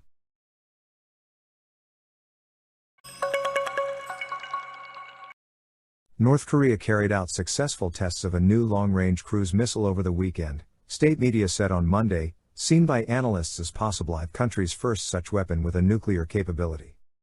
The missiles are a strategic weapon of great significance and flew 1,500 kilometers, 930 miles, before hitting their targets and falling into the country's territorial waters during the tests held on Saturday and Sunday, KCNA said. The latest test highlighted steady progress in Pyongyang's weapons program amid a gridlock over talks aimed at dismantling the North's nuclear and ballistic missile programs in return for U.S. sanctions relief. The talks have stalled since 2019. This would be the first cruise missile in North Korea to be explicitly designated a strategic role, said Ankit Panda, a senior fellow at the U.S.-based Carnegie Endowment for International Peace. This is a common euphemism for nuclear-capable system. It is unclear whether North Korea has mastered the technology needed to build warheads small enough to be carried on a cruise missile, but leader Kim Jong-un said earlier this year that developing smaller bombs is a top goal. South Korea's military did not disclose whether it had detected the tests, but said on Monday it was conducting a detailed analysis in cooperation with the United States.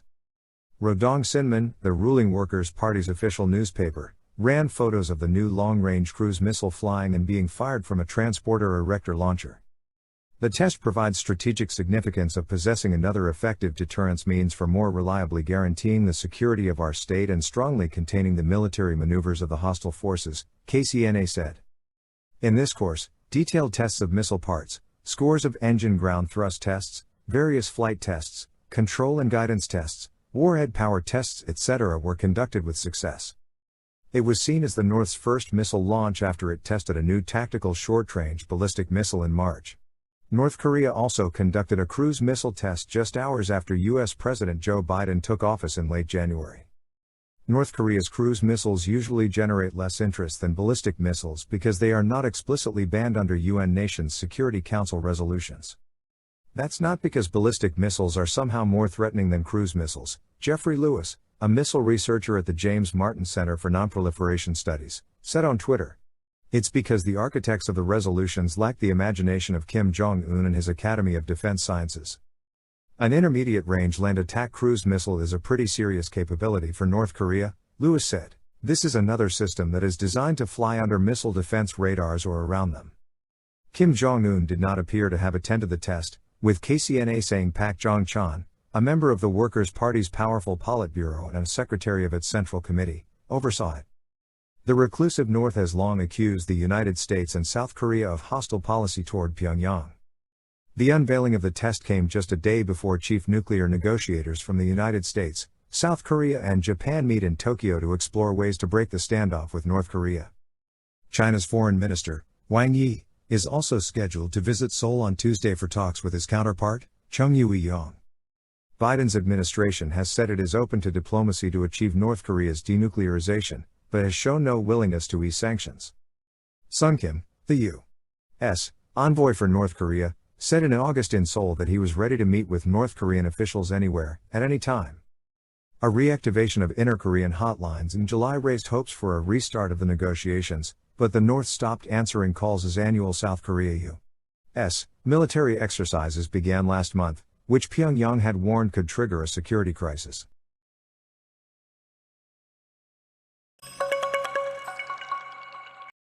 As international donors gather in Geneva on Monday to discuss humanitarian relief for Afghanistan under Taliban rule, neighbors China and Pakistan have already reached out with aid and discussions of future assistance. The economy in the war-torn country is in crisis and a humanitarian crisis is looming, experts say. Yet the United States and other Western nations are reluctant to provide the Taliban with funds until the Islamist militant movement provides assurances that it will uphold human rights and in particular the rights of women.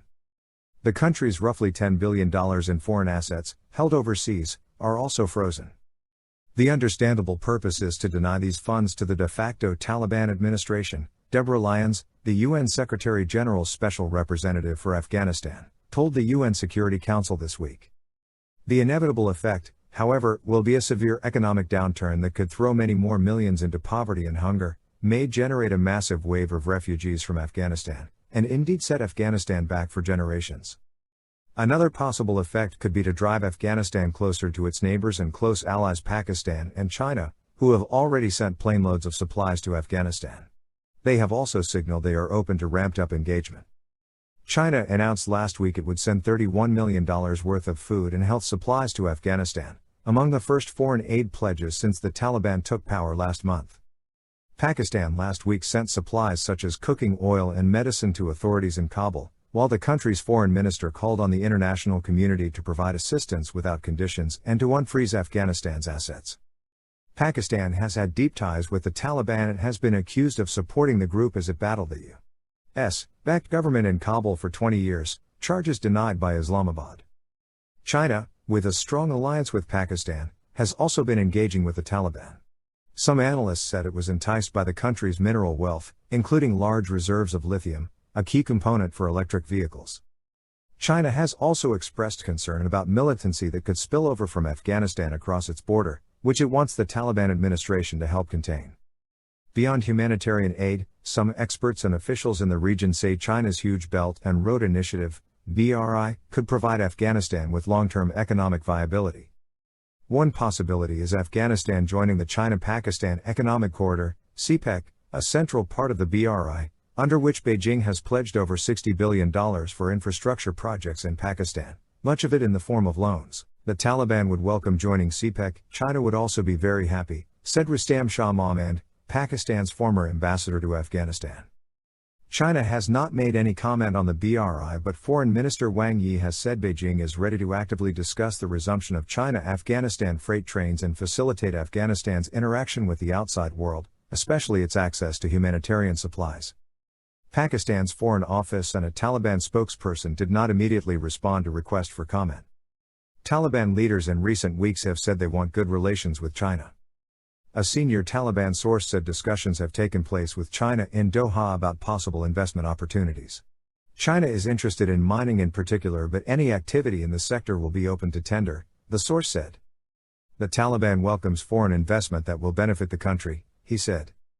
Two sources in Afghanistan and Pakistan familiar with the matter said China had been proactively encouraging Afghanistan to join CPEC for years but had been met with a non-committal response from the previous U.S.-backed government. The Taliban, with a need for economic stimulus and international recognition, seems more keen. The best way forward and the immediately available alternative option for Afghanistan's economic development is CPEC, which includes Pakistan and China, said Mushad Hussain Saeed, a Pakistani senator and former chairman of the China-Pakistan Institute. The new administration in Kabul would also be receptive to this, and they are keen on it. For China, though, which already has mining interests in Afghanistan that have struggled to get off the ground, any further investment would come with risks attached, given the uncertain security situation in the country. Absolutely, the security and stability of Afghanistan is also of importance to China, said Wang Huiyao, president of the Center for China and Globalization, a think tank. But also links to Central Asia and the connectivity through the Belt and Road, it's all related for the regional stability and prosperity. There's a stake there for China.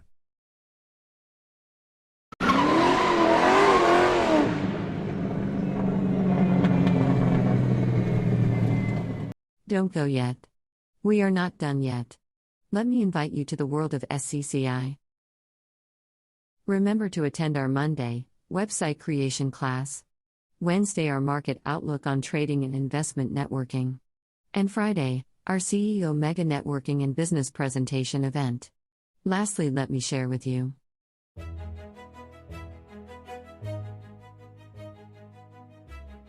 Welcome to the world of Scci Digital TV. Watch and chat with friends on the latest news in Scci YouTube or Facebook channel. We showcase guest speaker seminar at 2 p.m. daily. Get to know our Scci official members at 11 a.m. and 11 p.m. daily.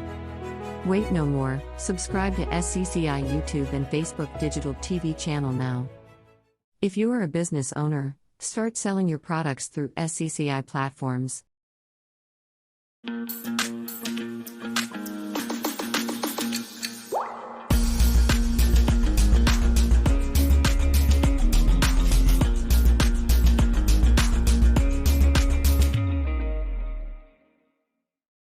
Singapore first integrated social and business platform is here. Chat online marketplace. Everyone is chatting in chat. Connect with new friends around the world. Sharing opportunities and moments. Know what happened around the world. No more prank calls or targeted advertisements. Your personal data privacy is protected against remarketing. Download Chat Online Marketplace now. Singapore first integrated social and business platform. Available in Apple stores and Play Store. Need help to reach out to more customers? Want to increase your sales revenue? Singapore Chamber of Commerce and Industry can help you with your advertising needs through Facebook and Google marketing, YouTube and TikTok campaigns advertising, sales video production, live stream sales, website building and e-commerce advertising. Reach more customers and get more sales now. Make an appointment now through WhatsApp or click on the link below.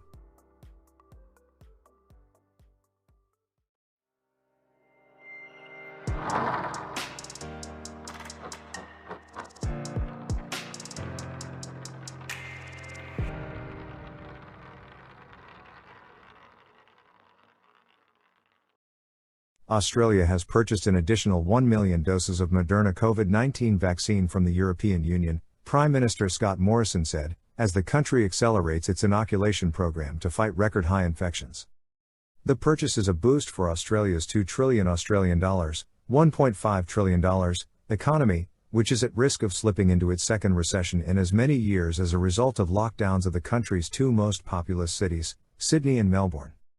These lockdowns will remain until 70% of the country's near 26 million population are fully vaccinated, which is not expected until late October. But Morrison said the million doses will arrive later this week. Australia has ordered 25 million vaccines from Moderna. Some good news today. A family-sized dose of hope for our vaccination program, Morrison told reporters in Sydney. The purchase comes as Australia struggles to contain an outbreak of the highly transmissible Delta variant, with daily infections on Saturday topping 2,000 cases for the first time. Australia has recorded 73,610 COVID-19 cases since the pandemic began. The death toll rose by 7 to 1,091.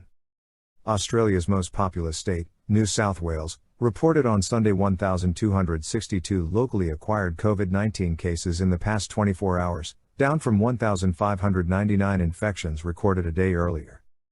Neighbouring Victoria reported 392 COVID-19 infections in the past 24 hours, down slightly from the 450 cases recorded in the state the day before.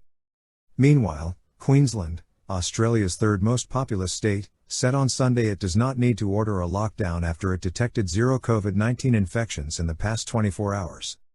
The state on Saturday reported 5 cases of COVID-19, with State Premier Anastasia Palaszczuk warning that a lockdown could be needed to stop the spread of the virus. However, the state said testing had yet to detect any further cases, avoiding the need for such a measure.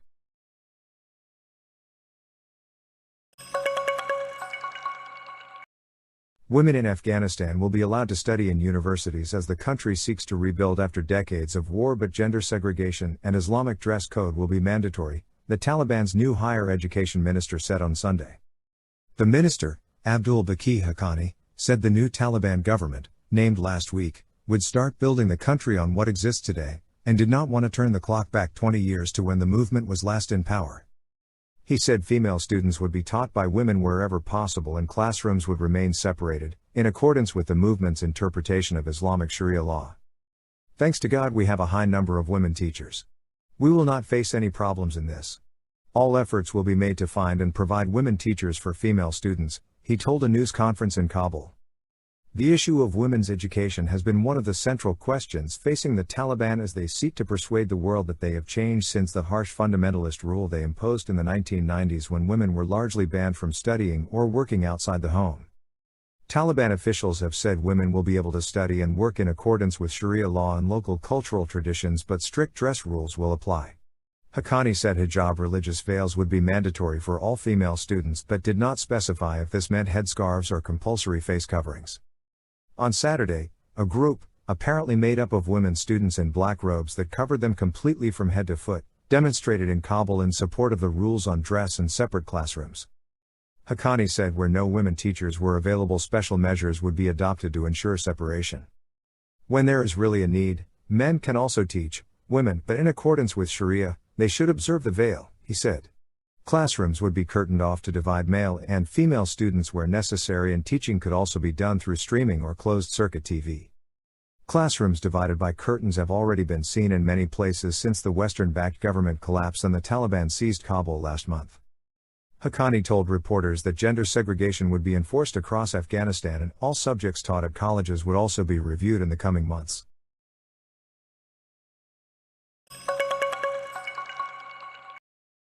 Japan's defense ministry said on Sunday that a submarine believed to be from China was spotted in waters near its southern islands, as maritime tensions persist in the Pacific. Japan's Navy on Friday morning identified a submerged vessel sailing northwest just outside territorial waters near Amami Oshima Island, part of Kagoshima Prefecture, the ministry said in a statement. A Chinese destroyer was also spotted in the vicinity. Tokyo has complained of numerous intrusions by Chinese vessels into its territorial waters and near disputed islands in recent years. China has often reacted angrily to U.S. ships sailing through disputed areas of the South China Sea in what Washington calls displays of freedom of navigation. Senior Chinese diplomat Wang Yi, visiting Vietnam during a Southeast Asia trip, said those two countries should refrain from unilateral actions regarding the South China Sea that could complicate and magnify disputes. Sunday's announcement said Japan's Maritime Self-Defense Force identified the vessels in a contiguous zone, which is outside territorial waters where vessels are required to identify themselves. Defense Minister Nobuo Kishi instructed his staff to gather information and maintain vigilant surveillance with a sense of urgency, the statement said. China's defense ministry did not respond to a request for comment immediately, and officials at the Chinese embassy could not immediately be reached for comment on Sunday. The submarine continued underwater westward in the ocean near Yokkate Island, the ministry said.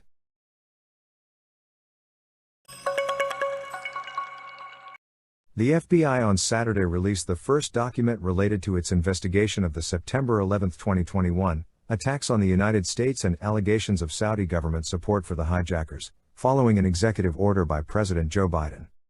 Relatives of the victims had called on Biden to skip memorial events to mark Saturday's 20th anniversary if he did not declassify documents that they have contended will show Saudi Arabian authorities supported the plot.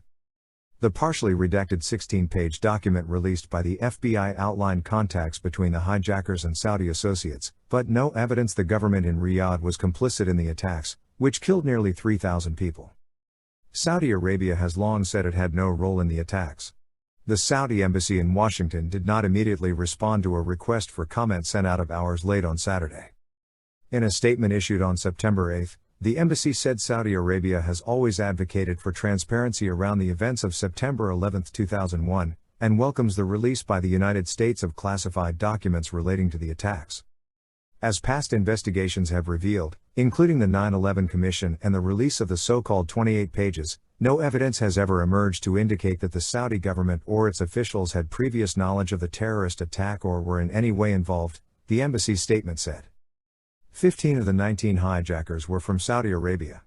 A U.S. government commission found no evidence that Saudi Arabia directly funded al-Qaeda, the group given safe haven by the Taliban in Afghanistan at the time. It left open whether individual Saudi officials might have. The families of roughly 2,500 of those killed, and more than 20,000 people who suffered injuries, businesses and various insurers, have sued Saudi Arabia seeking billions of dollars. In a statement on behalf of the organization 9/11 Families United, Terry Strada, whose husband Tom was killed on September 11, said the document released by the FBI on Saturday put to bed any doubts about Saudi complicity in the attacks. Now the Saudi secrets are exposed and it is well past time for the kingdom to own up to its officials' roles in murdering thousands on American soil, the statement said.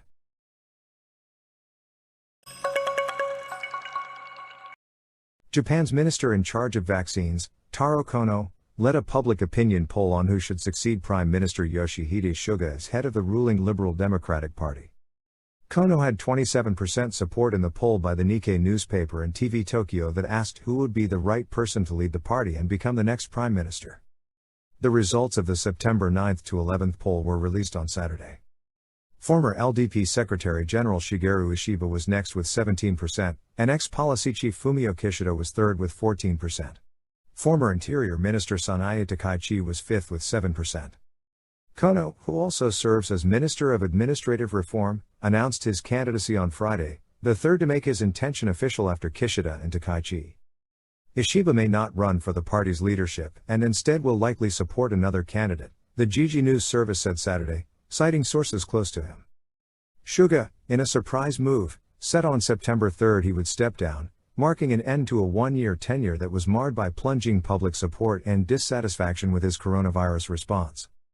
That set the stage for a September 29 leadership vote among grassroots LDP members and lawmakers. The winner is virtually assured the premiership because the LDP has a majority in Parliament's lower house. Following the LDP leadership vote, Japan will likely hold a general election in the first half of November, Kyoto reported citing ruling party lawmakers. The Nikkei TV Tokyo poll follows earlier one showing strong public support for Kono, 58, to succeed Suga.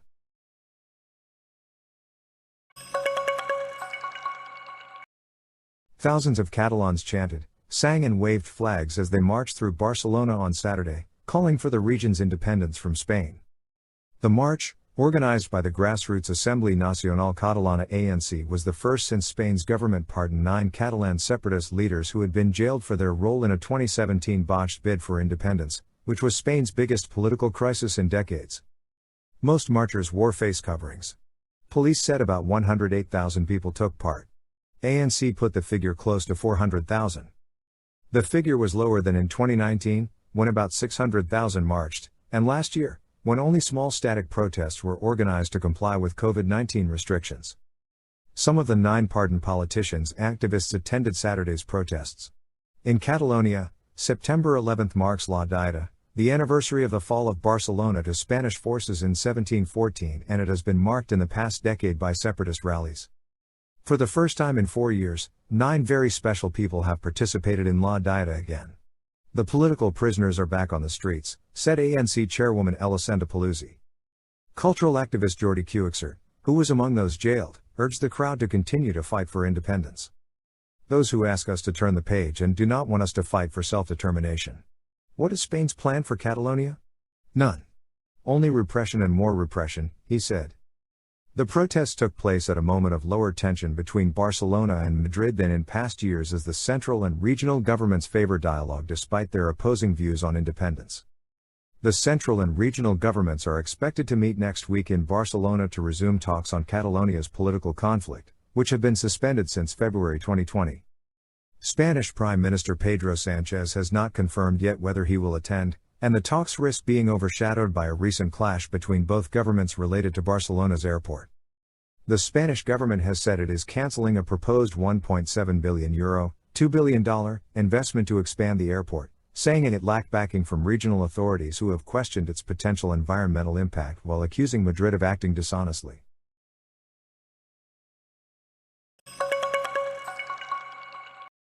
Greek police fired tear gas and water cannon on Saturday to break up a demonstration of thousands of people protesting against mandatory coronavirus vaccinations. Authorities said protesters hurled flares at police in Greece's second biggest city of Thessaloniki, who blocked them from trying to reach the area where Prime Minister Kyriakos Mitsotakis was due to deliver his annual economic address. The annual speech typically attracts crowds of demonstrators, and police estimated more than 15,000 people, including labor unions, took part in the demonstrations on issues ranging from economic policy to COVID-19 vaccines. Protests against COVID-19 vaccinations began in July after the government announced the mandatory inoculation of healthcare workers and nursing home staff.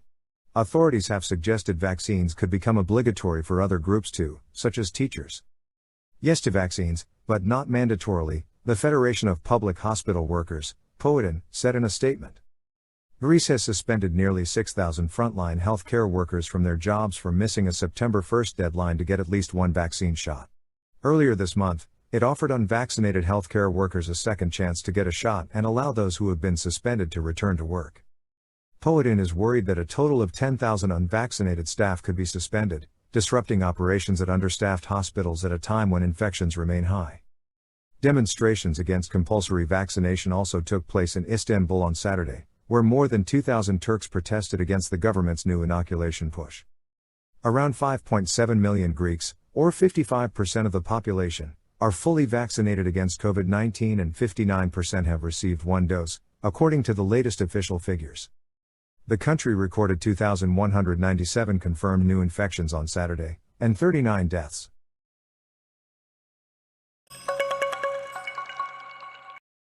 Hundreds of people gathered in central Madrid on Saturday to call for better protection for LGBT rights after a series of homophobic attacks that have shocked Spain in recent months. People waved rainbow flags and carried banners reading, "Justice, touch one of us, touch us all, we are being killed. We are here to protest against the continuous homophobic attacks and the constant aggressions that happen weekend after weekend," said protester Gabriel Escribano. Prime Minister Pedro Sánchez on Friday chaired an urgent meeting of ministers, community leaders and police to discuss how to reduce hate crimes, which have been growing by around 9% a year since 2014, according to the Interior Ministry. Interior Minister Fernando Grande Marlaska said on Wednesday hate crimes were on the rise and becoming more violent. There have been growing calls for the government to take action since the killing of nursing assistant Samuel Luis, who was beaten to death in July in the northwestern region of Galicia allegedly because of his sexual orientation. Spain has long been praised as an LGBT-friendly destination, and was a pioneer of gay rights, becoming just the third country in the world to legalize gay marriage in 2005.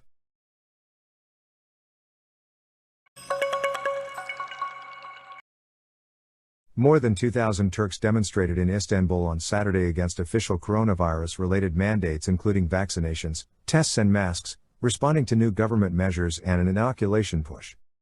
In Turkey's largest such protest, mostly maskless people shouted slogans, held placards and Turkish flags, and sang songs in defense of what they called individual rights, echoing anti-vaccine rallies in some other countries. This pandemic is just going on with even more restrictions on our freedoms and there's no end to it, said Erdem Boz, 40, a software developer. Masks, vaccines, PCR tests might all become mandatory.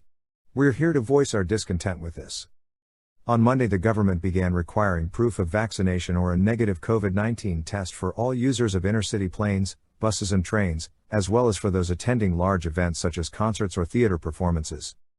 All unvaccinated school employees are required to take a PCR test twice per week. Masks and social distancing are required in public. Some 64% of Turks have received 2 vaccine shots under a national program that has administered more than 100 million jabs. Still, about 23,000 new cases emerge daily, prompting the health minister, Fardin Koca, to warn this month of a pandemic of the unvaccinated. On Saturday, Koca said on Twitter, "Vaccines are the final solution. Rules are very necessary." Protesters attending the government-approved rally in Istanbul's Maltepe district were not required to show proof of vaccination or a negative test, according to Reuters witnesses. Police did not intervene. "We're against all these mandates," said Einar Bayrak Belen, of the so-called pandemic resistance movement. "I think that the vaccines aren't complete, and that it's an experimental liquid." Turkey's top trending Twitter hashtag was, "Maltepe is everywhere, resistance is everywhere."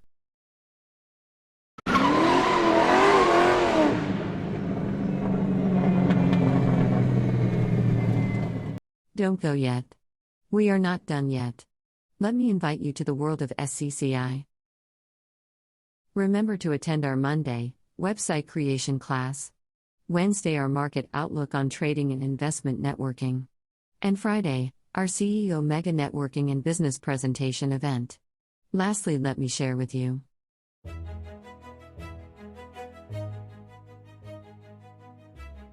Welcome to the world of SCCI Digital TV.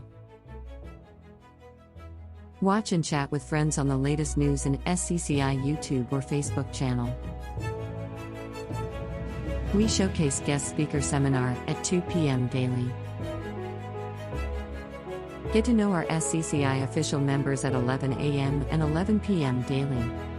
Wait no more, subscribe to SCCI YouTube and Facebook Digital TV channel now. If you are a business owner, start selling your products through SCCI platforms.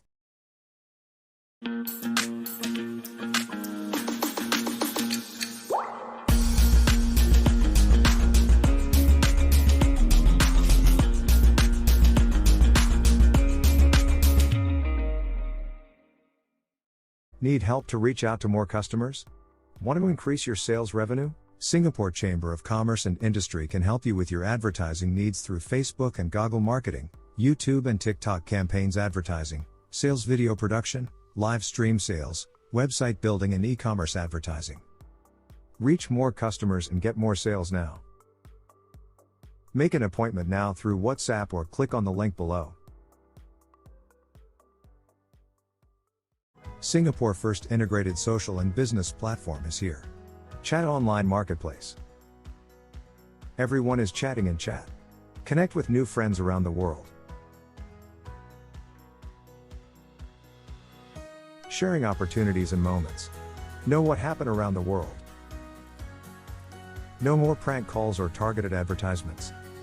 Your personal data privacy is protected against for marketing. Download Chat Online Marketplace now. Singapore first integrated social and business platform. Available in Apple stores and Play Store.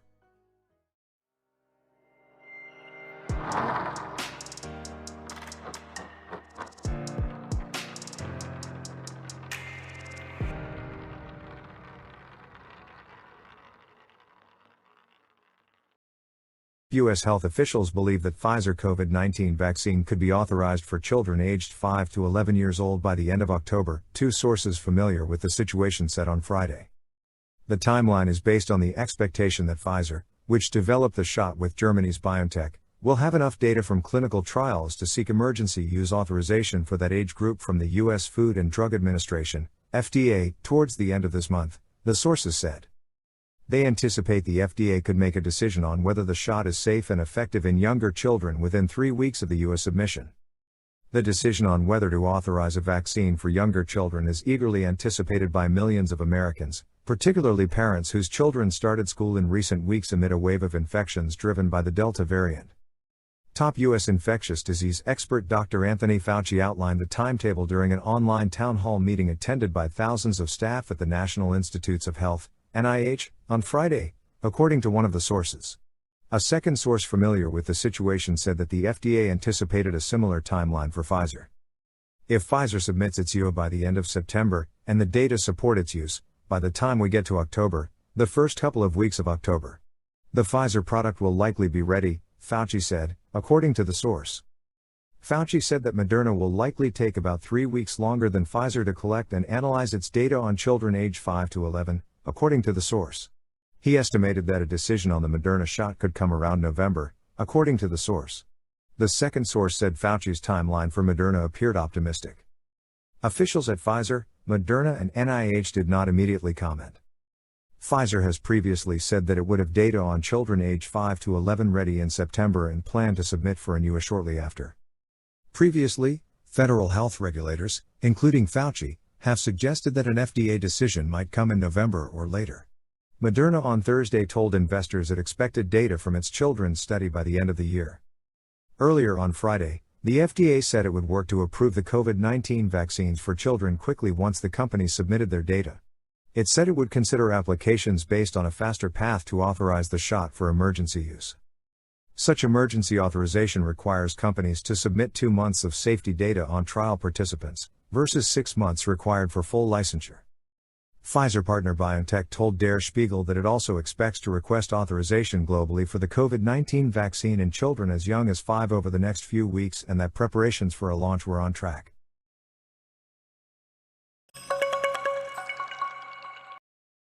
Israeli forces on Saturday captured 2 more of the 6 Palestinian militants who made a dramatic escape from a maximum security Israeli jail this week, a police spokesperson said. The 2 men were found hiding in a truck parking lot in an Arab village in northern Israel, near the city of Nazareth, where 2 other escapees were captured hours earlier.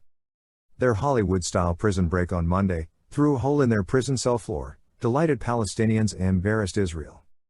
Footage distributed by Israel police showed officers leading the 2 men, blindfolded and handcuffed, into a police vehicle as a manhunt for 2 more inmates that are still at large continued. The 6 men have either been convicted or are suspected of planning or carrying out deadly attacks against Israelis. Israeli officials have pledged a thorough investigation into apparent security lapses that allowed their escape. One of the men captured on Saturday morning was Zakaria Zubaidi, a high-profile former commander of Fatah's Al-Aqsa Martyrs Brigade's armed group in the West Bank city of Jenin. Zubaidi, who once received Israeli amnesty, was re-arrested by Israel in 2019 after his alleged involvement in further shootings. The other 5 prisoners are members of the Islamic Jihad militant group. Across the occupied West Bank and East Jerusalem, Palestinians have protested in support of the men, seeing them as heroes in their struggle for statehood in territory Israel captured in the 1967 Middle East War. Israel says Palestinians involved in violent anti-Israeli activities are terrorists. Palestinian factions said there would be repercussions for the men's capture. Gaza militants fired a rocket towards Israel on Friday following the first 2 rearrests, drawing Israeli airstrikes in the enclave. The captures could ignite further clashes.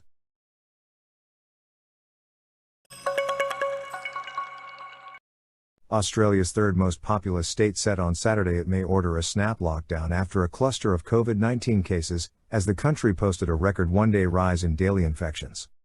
Queensland State, home to more than 5 million people, said it had detected 5 new infections in the past 24 hours after a family tested positive. The next few days would be critical to see if a lockdown was warranted, authorities said. If we start seeing any seeding, then we may have to take very quick, fast action. But at the moment, it's contained to the family, said State Premier Anastasia Palaszczuk. The family lives in Brisbane, the state's capital. It was not clear whether a lockdown would be limited to some parts of the state like previous orders. New South Wales, home to Sydney and Australia's most populous state, is under lockdown, as are the cities of Melbourne and Canberra.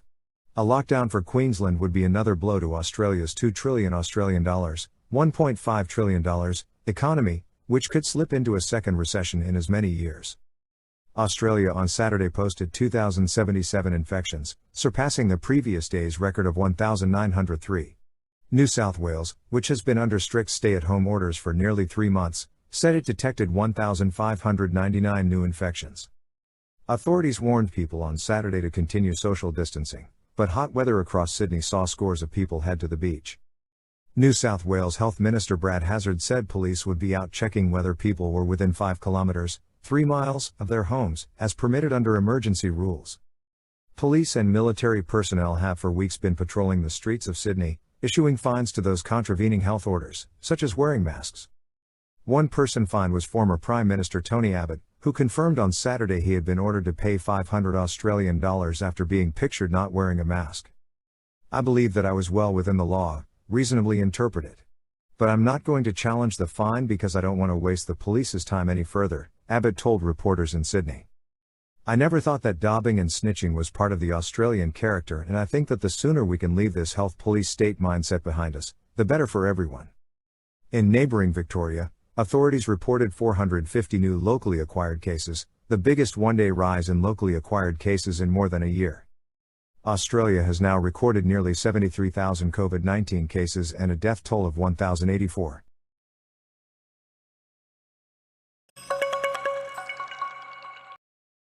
Three U.S. studies suggest COVID-19 vaccines offer strong protection against hospitalization and death, even in the face of the highly transmissible Delta variant, but vaccine protection appears to be waning among older populations, especially among those 75 and older. U.S. data on hospitalization from 9 states during the period when the Delta variant was dominant also suggests that the Moderna vaccine was more effective at preventing hospitalizations among individuals of all ages than vaccines from BioNTech, Pfizer, or Johnson & Johnson. In that study of more than 32,000 visits to urgent care centers, emergency rooms and hospitals, Moderna's vaccine was 95% effective at preventing hospitalization compared with 80% for Pfizer and 60% for J&J. Overall, the findings, released on Friday in the U.S. Centers for Disease Control and Prevention's weekly report on death and disease, show that vaccines continue to offer strong protection from COVID-19.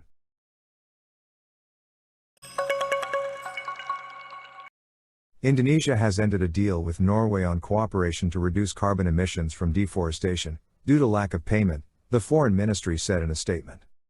Last year, Norway announced a $56 million contribution to Indonesia, based on its 2016 to 2017 results on curbing deforestation under a United Nations-backed forest conservation scheme known as REDD+.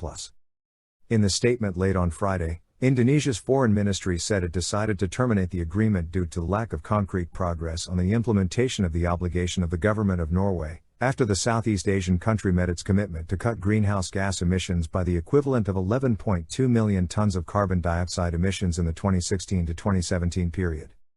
The decision to terminate the letter of intent will in no way affect the Indonesian government commitment to reduce greenhouse gas emissions, it said. Norway's International Climate and Forest Initiative said discussions on Oslo's payments were constructive and progressing well, within the framework set by our two countries' regulatory limits. The group said in a statement that it plans to continue supporting Indonesia's efforts in climate change mitigation. The Norwegian embassy in Jakarta did not immediately respond to Reuters' request for comment on Saturday. Deforestation control is part of Indonesia's commitments in the Global Paris Accord to combat climate change. It aims to limit deforestation to between 325,000 and 450,000 hectares, 800,000 1.1 million acres, a year, a level it believes will still allow economic development. Indonesia under the Paris deal has committed to reduce carbon emission by 41% by 2030 with international assistance. Government officials have said the country aims to reach net zero emissions by 2060. Israeli fighter jets struck Hamas sites in Gaza in response to rocket firing towards Israel on Friday evening, an Israeli army spokesman said in a Twitter post early on Saturday. Sirens warning of incoming rocket fire sounded near Israel's border with the Gaza Strip late on Friday, the Israeli military said.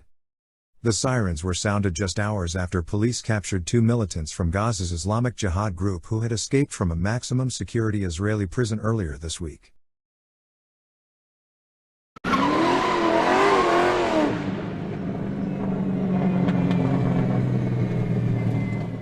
Don't go yet. We are not done yet. Let me invite you to the world of Scci. Remember to attend our Monday website creation class, Wednesday our market outlook on trading and investment networking, and Friday our CEO mega networking and business presentation event. Lastly, let me share with you.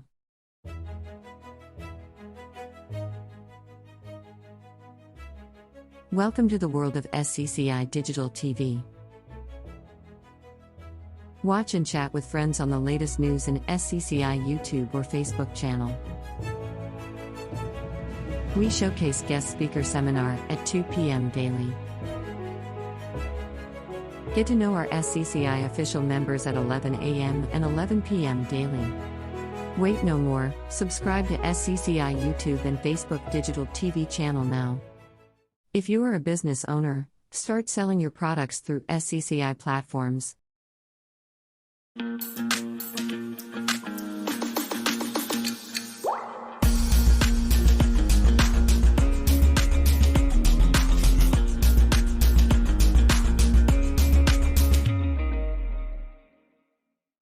Singapore's first integrated social and business platform is here.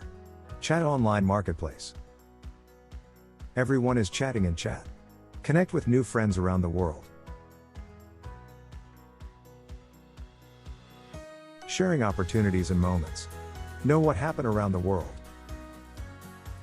No more prank calls or targeted advertisements. Your personal data privacy is protected against remarketing. Download Chat Online Marketplace now. Singapore's first integrated social and business platform. Available in Apple stores and Play Store. Need help to reach out to more customers? Want to increase your sales revenue? Singapore Chamber of Commerce and Industry can help you with your advertising needs through Facebook and Google marketing, YouTube and TikTok campaigns advertising, sales video production, live stream sales, website building and e-commerce advertising. Reach more customers and get more sales now. Make an appointment now through WhatsApp or click on the link below.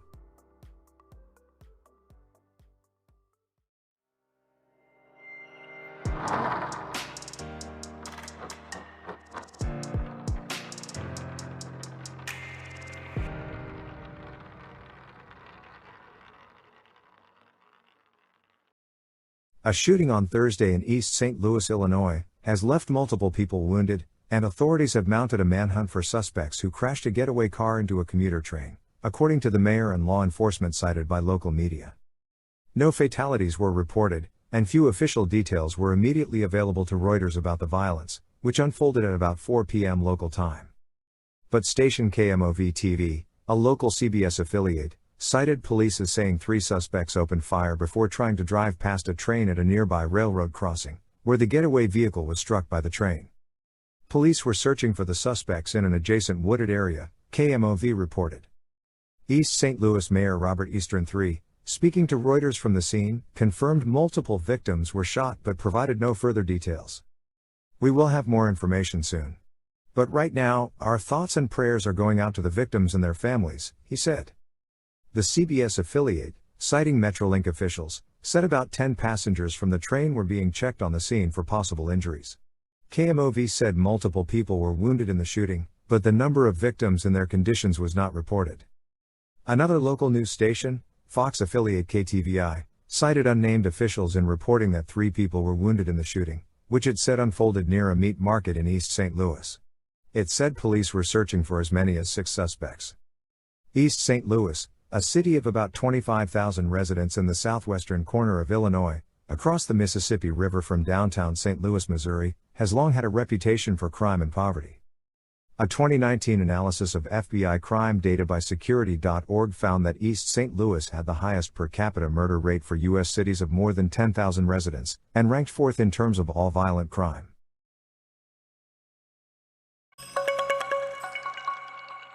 Australia's COVID-19 daily cases topped 1,900 for the first time in the pandemic on Friday as an outbreak fueled by the highly infectious Delta variant continued to gain ground and locked down Sydney and Melbourne, its largest cities. Australia is in the grip of a third wave of infections, with the Delta outbreak forcing officials to ditch their COVID-0 strategy in favour of suppressing the virus. They now aim to begin easing tough restrictions after reaching a higher proportion of the population with double-dose vaccinations. New South Wales, NSW, the epicenter of the country's worst outbreak, reported 1,542 new daily local cases, topping the previous high of 1,533 hit last week. 9 new deaths were registered.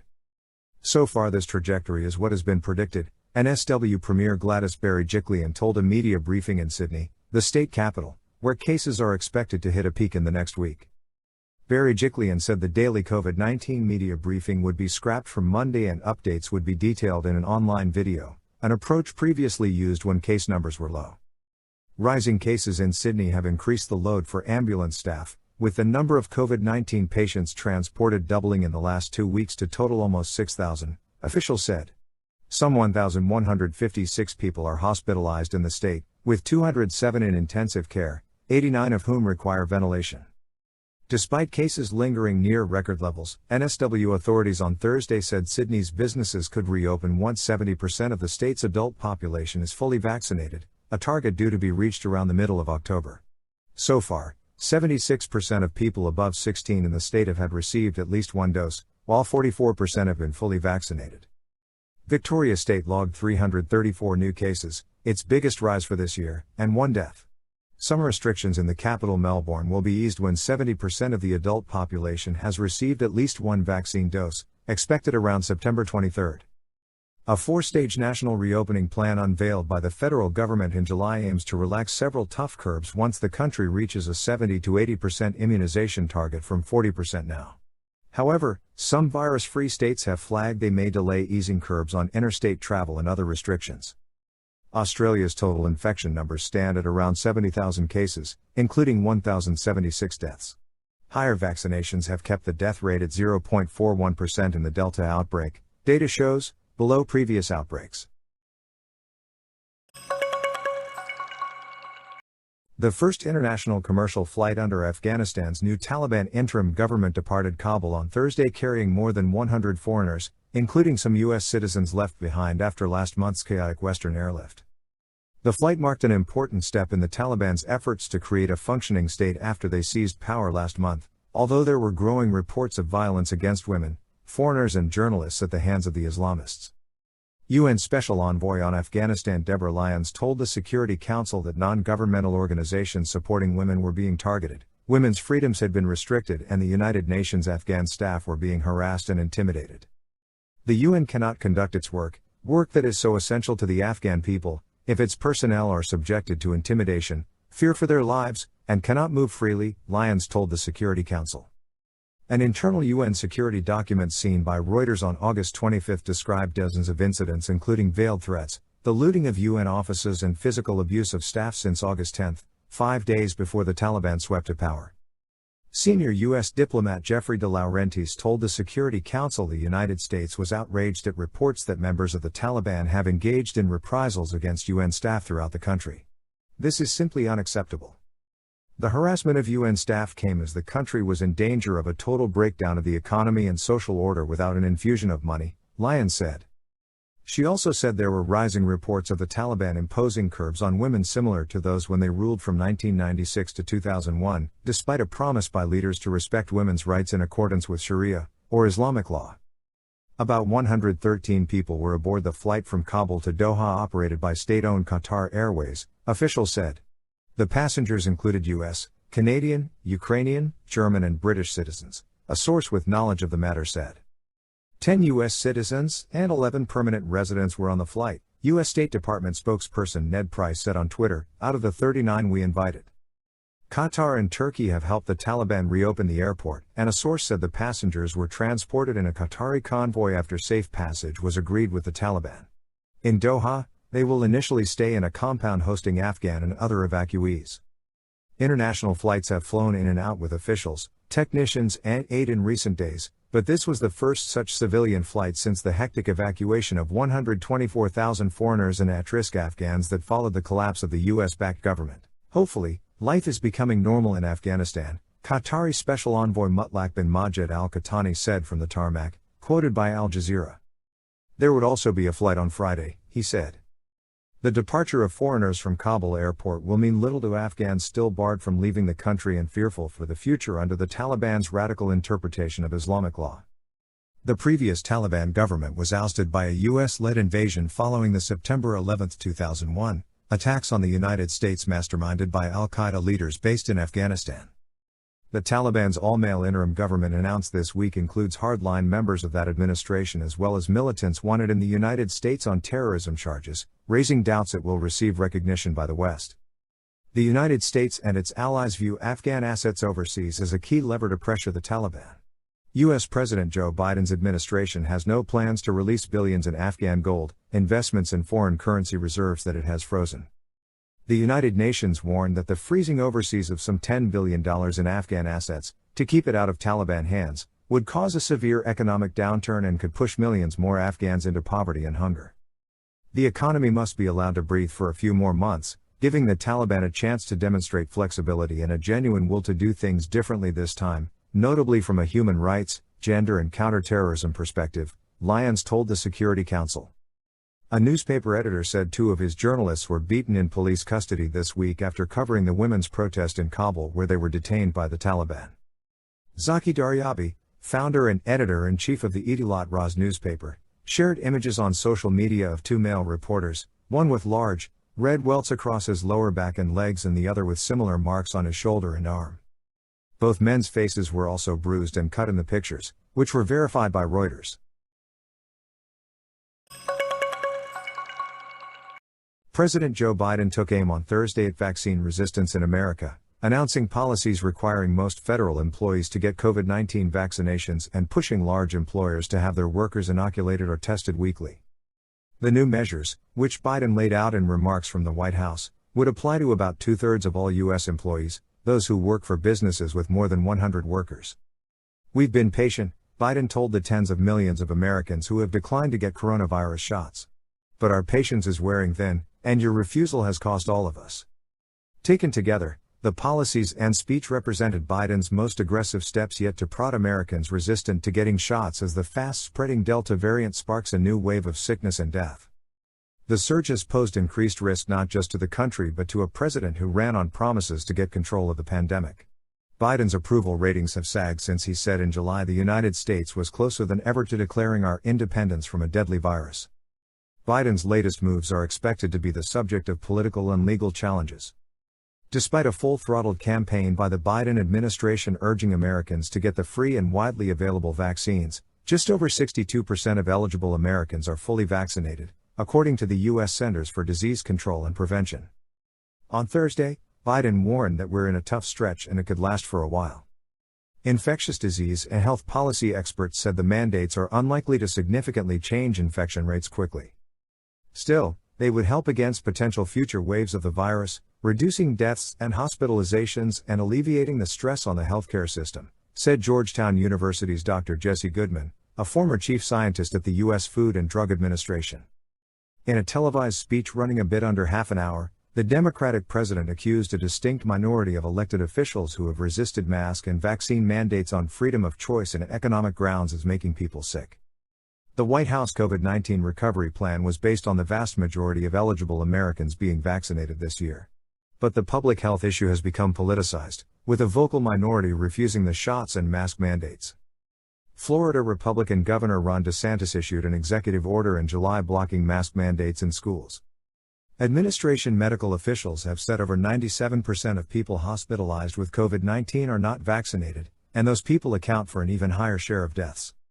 Kathy McMorris Rodgers, the senior Republican on the House of Representatives committee that oversees health policy, said Biden is using fear, control, and mandates. The Republican National Committee said it intends to sue the Biden administration over the vaccine mandate.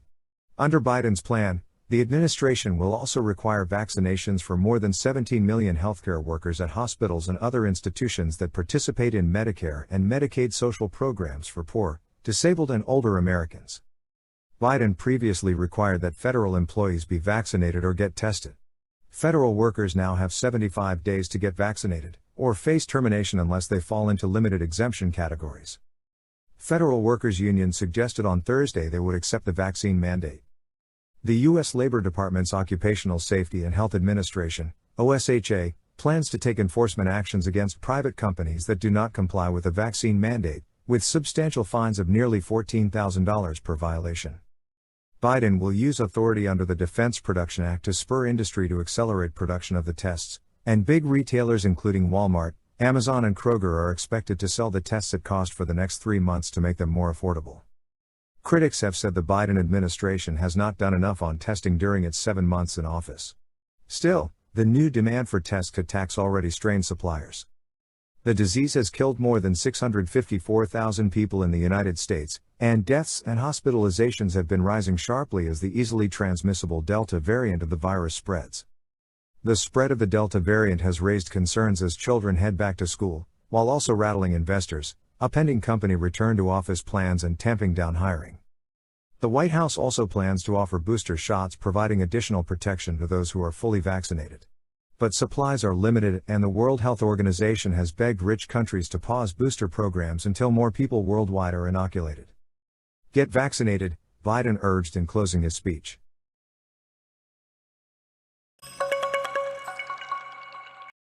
A third of U.S. consumers who used Buy Now, Pay Later services have fallen behind on one or more payments, and 72% of those said their credit score declined, a new study published by personal finance company Credit Karma showed.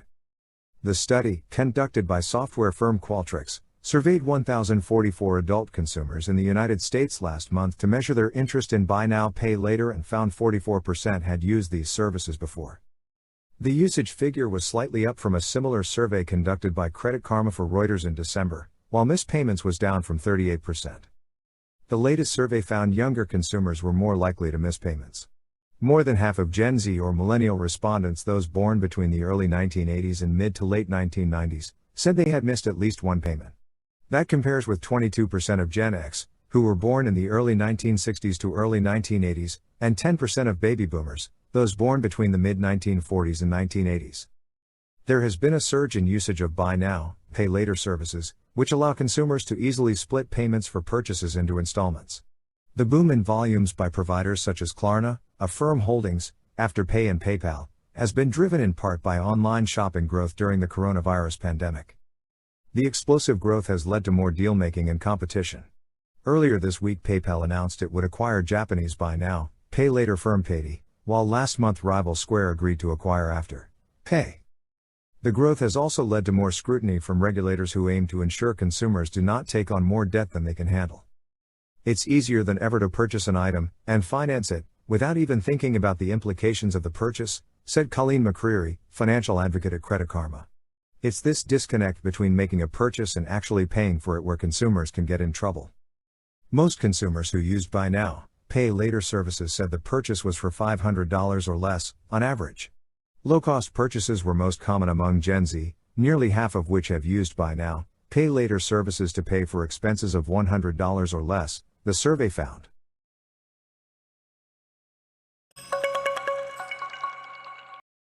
U.S. President Joe Biden plans to require all federal employees and government contractors to get vaccinated against COVID-19, a source briefed on the matter told Reuters.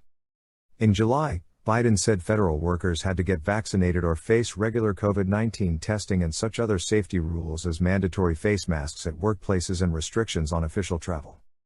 Biden will sign an executive order on Thursday that will cover millions of federal workers and contractors that do business with the federal government, the source said.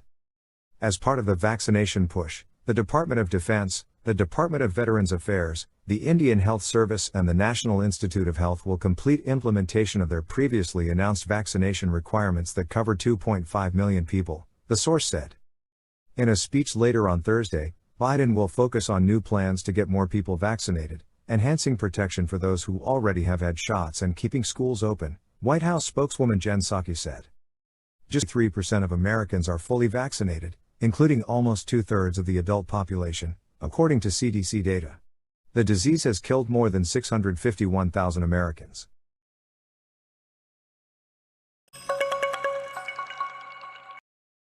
A misinformation campaign on social media in support of Chinese government interests has expanded to new languages and platforms, and it even tried to get people to show up to protests in the United States, researchers said on Wednesday. Experts at security company Scci and Google said the operation was identified in 2019 as running hundreds of accounts in English and Chinese aimed at discrediting the Hong Kong democracy movement. The effort has broadened its mission and spread from Twitter, Facebook and Google to thousands of handles on dozens of sites around the world. This expansion suggests Chinese interests have made a deeper commitment to the sort of international propaganda techniques Russia has used for several years, experts said. Some of the new accounts are on networks used predominantly in countries that have not previously been significant Chinese propaganda targets, such as Argentina. Other networks have users around the world but with a large proportion in Russia or Germany. False information about COVID-19 has been a major focus. For example, accounts on social networking sites VKontakte, LiveJournal and elsewhere in Russian, German, Spanish and other languages have asserted that the novel coronavirus emerged in the United States before China and that it was developed by the U.S. military. Multiple Russian-language LiveJournal accounts used identical wording. U.S. Fort Detrick was the source of COVID-19, referring to the U.S. Army's Fort Detrick installation in Maryland. In addition to promoting false information on the virus, researchers said priorities for the group include criticizing fugitive Chinese propagandist Guo Wengui and his ally, former Donald Trump strategist Steve Bannon, and exploiting concerns about anti-Asian racism. We have observed extensive promotion of Russian, German, Spanish, Korean, and Japanese language content on US and non-US based platforms, in addition to the typical English and Chinese language activity that has been widely reported on, Scci said in a report published Wednesday. Many of the accounts link to each other or use the same photos, helping the researchers see connections among them. Many of the posts echo claims in state-controlled Chinese media, and they are consistent with other government propaganda efforts. The researchers do not have proof of involvement by a specific arm or ally of Beijing. The Chinese embassy in Washington did not respond to a request for comment. So far, the accounts on the main U.S. platforms and major networks elsewhere such as Russia-based VKontakte have gained little interaction with authentic users, the researchers said. A lot of it is tweeting into the void, said John Hultquist, Vice President of Intelligence Analysis at Scci. Some of the posts urged protesters to demonstrate against racism in the United States. In addition, they called on protesters to rally in April outside what the account said was the New York home of wealthy expatriate Guo, but there was little evidence that people showed up. The coordinated fake accounts took that in stride, instead distributing doctored photos of a different protest in a different place. It's almost like they are being paid by volume, instead of engagement, said Shane Huntley, director of the threat analysis group at Google. YouTube has been removing about 1,000 channels a month tied to the campaign, though most promote Chinese entertainment more than political views or misinformation.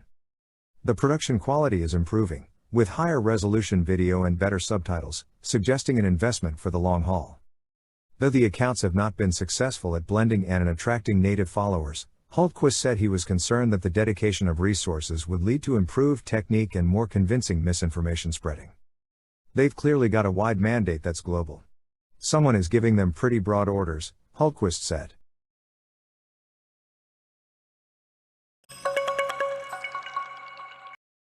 German prosecutors raided the Finance and Justice Ministries on Thursday as part of an investigation into possible obstruction of justice by the government's anti-money laundering agency. The probe into the Financial Intelligence Unit, an agency of the Finance Ministry under SPD Chancellor candidate Olaf Scholz, is looking at whether the division failed to act on warnings from banks of possible money laundering. The raids come at a pivotal moment for Scholz, who opinion polls suggest has a good chance of becoming German Chancellor in national elections on Sept. 26.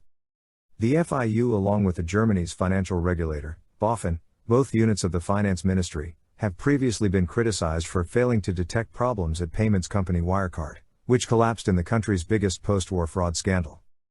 A spokesman for the public prosecutors said they launched the inquiry after receiving complaints that the FIU had not acted on millions of euros of suspect transactions, including to Africa, between 2018 and 2020. He said they had searched the ministries to see whether the agency had been told to ignore the suspect money flows. Prosecutors said the agency was alerted by banks because of concerns the money was linked to trafficking of arms and drugs and terrorism financing, saying that the FIU took note of the report but did not forward it to law enforcement agencies. Prosecutors said they were also looking into the fact that since the FIU took over control of money laundering in 2017, reports of suspicious activity have dropped drastically. Had revealed that there had been extensive communication with the ministries that were searched on Thursday. The Finance Ministry said in a statement that it supported the investigation and noted that suspicion was not directed at the ministry's employees.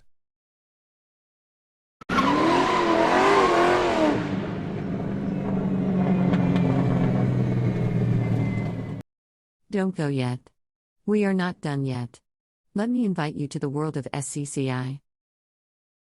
Remember to attend our Monday website creation class, Wednesday our market outlook on trading and investment networking, and Friday our CEO mega networking and business presentation event. Lastly, let me share with you.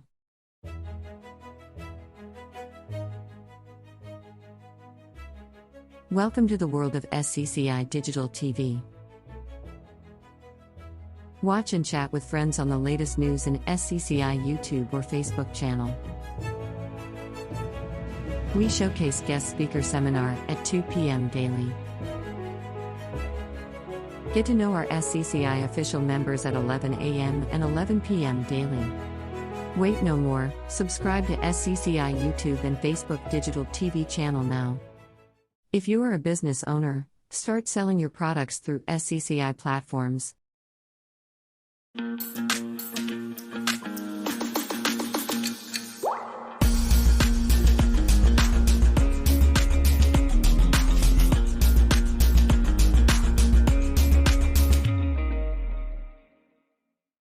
Need help to reach out to more customers? Want to increase your sales revenue? Singapore Chamber of Commerce and Industry can help you with your advertising needs through Facebook and Google marketing, YouTube and TikTok campaigns advertising, sales video production, live stream sales, website building and e-commerce advertising. Reach more customers and get more sales now. Make an appointment now through WhatsApp or click on the link below.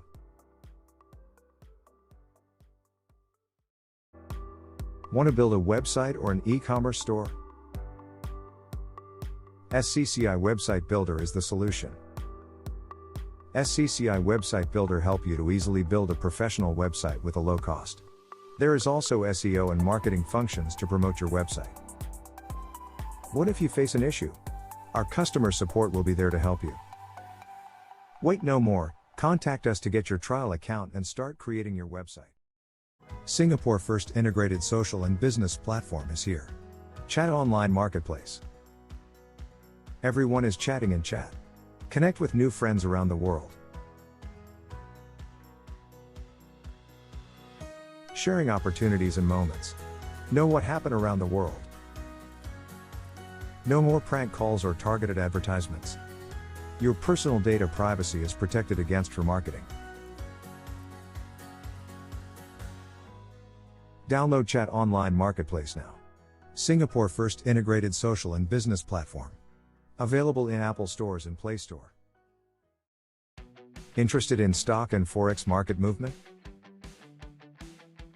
Want to hear from experts where the market is heading? Every night at 9 p.m. Bringing you market outlook for the week. Available in SCCI Live Digital TV channel in YouTube and Facebook.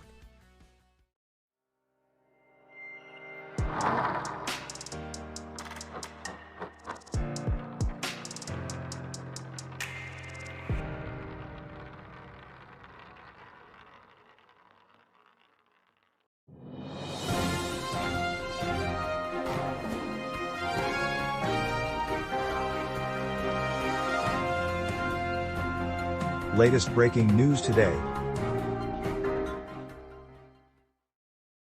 The 4 would-be citizen astronauts poised to ride a SpaceX rocket ship around the globe as the first all-civilian crew launched into orbit said on Tuesday they were eager for liftoff on the eve of their flight, feeling only the good kind of jitters.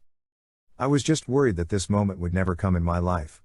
Let's get going, let's do it, said Son Proctor, 51, a geoscience professor, artist and lifelong space enthusiast who was a 2009 finalist in NASA's astronaut candidate program before she was cut.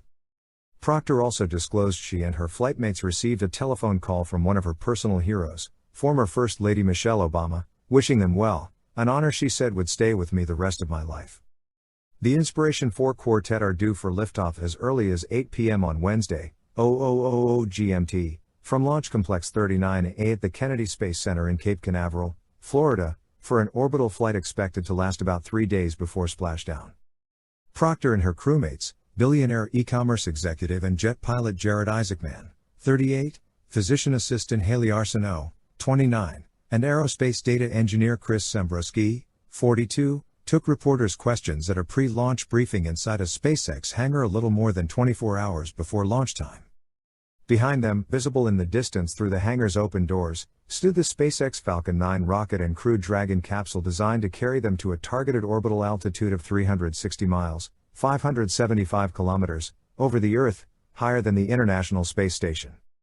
That is far beyond the inaugural astrotourism flights made this summer by SpaceX rivals Virgin Galactic, SPCE, and Blue Origin, which carried their respective billionaire founders, Richard Branson and Jeff Bezos, along for the ride.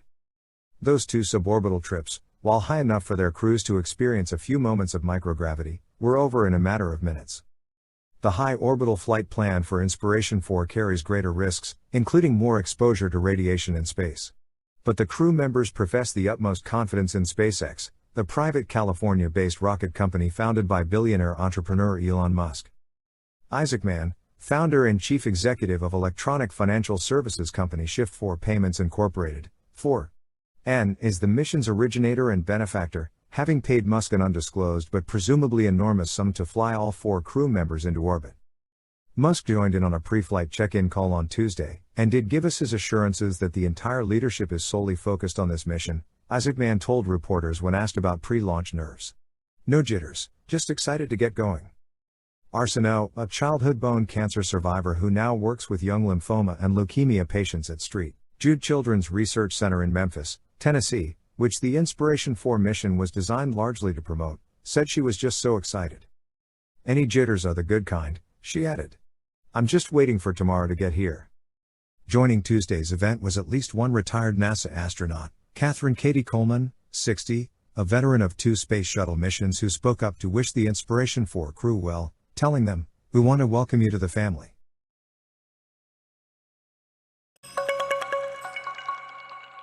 California Democratic Governor Gavin Newsom successfully fended off an effort to oust him from office in Tuesday's special election, U.S. television networks said, overcoming a Republican campaign to unseat him over his liberal policies on immigration, COVID-19 and crime. Newsom, a first-term governor beset by challenges including the COVID-19 pandemic, extreme drought and severe wildfires, boosted turnout among Democrats with a flurry of late campaigning and overcame the move by Republicans to recall him. "I'm humbled and grateful to the millions and millions of Californians that exercise their fundamental right to vote," Newsom said in a victory speech Tuesday night in the state capital of Sacramento. In the final days of the race, he appeared alongside President Joe Biden and Vice President Kamala Harris, who formerly represented California as a U.S. Senator and Attorney General. By late Tuesday, returns showed Newsom easily winning a majority of support from voters who said he should remain in office. The leading Republican gubernatorial candidate Larry Elder, a black radio talk show host and supporter of former President Donald Trump, garnered about 43% of the vote on the portion of the ballot asking who should replace Newsom if he were recalled, the New York Times reported. Elder has vowed to remove requirements for COVID-19 vaccines and mask wearing. In the days leading up to the recall vote, he and Trump pushed the narrative that Democrats planned to steal the election. The removal of Newsom, who was elected in a landslide in 2018, would have set off alarms among Democrats, coming in one of the nation's most liberal states just over a year before the 2022 elections that will decide control of Congress. Democrats outnumber Republicans 2-1 in the state, and polls consistently showed that a strong majority of voters opposed recalling Newsom. But Democrats worried that complacency among their voters could have tilted the election toward laws that Democrats believe curtail voting rights help Democrats turn out their voters. "We could see changes like what's happening in Texas," said Katie Van Note, 27, a dance instructor who voted in Oceanside, just north of Carlsbad, and described her politics as left-leaning. The Secretary of State has until October 22 to certify the results.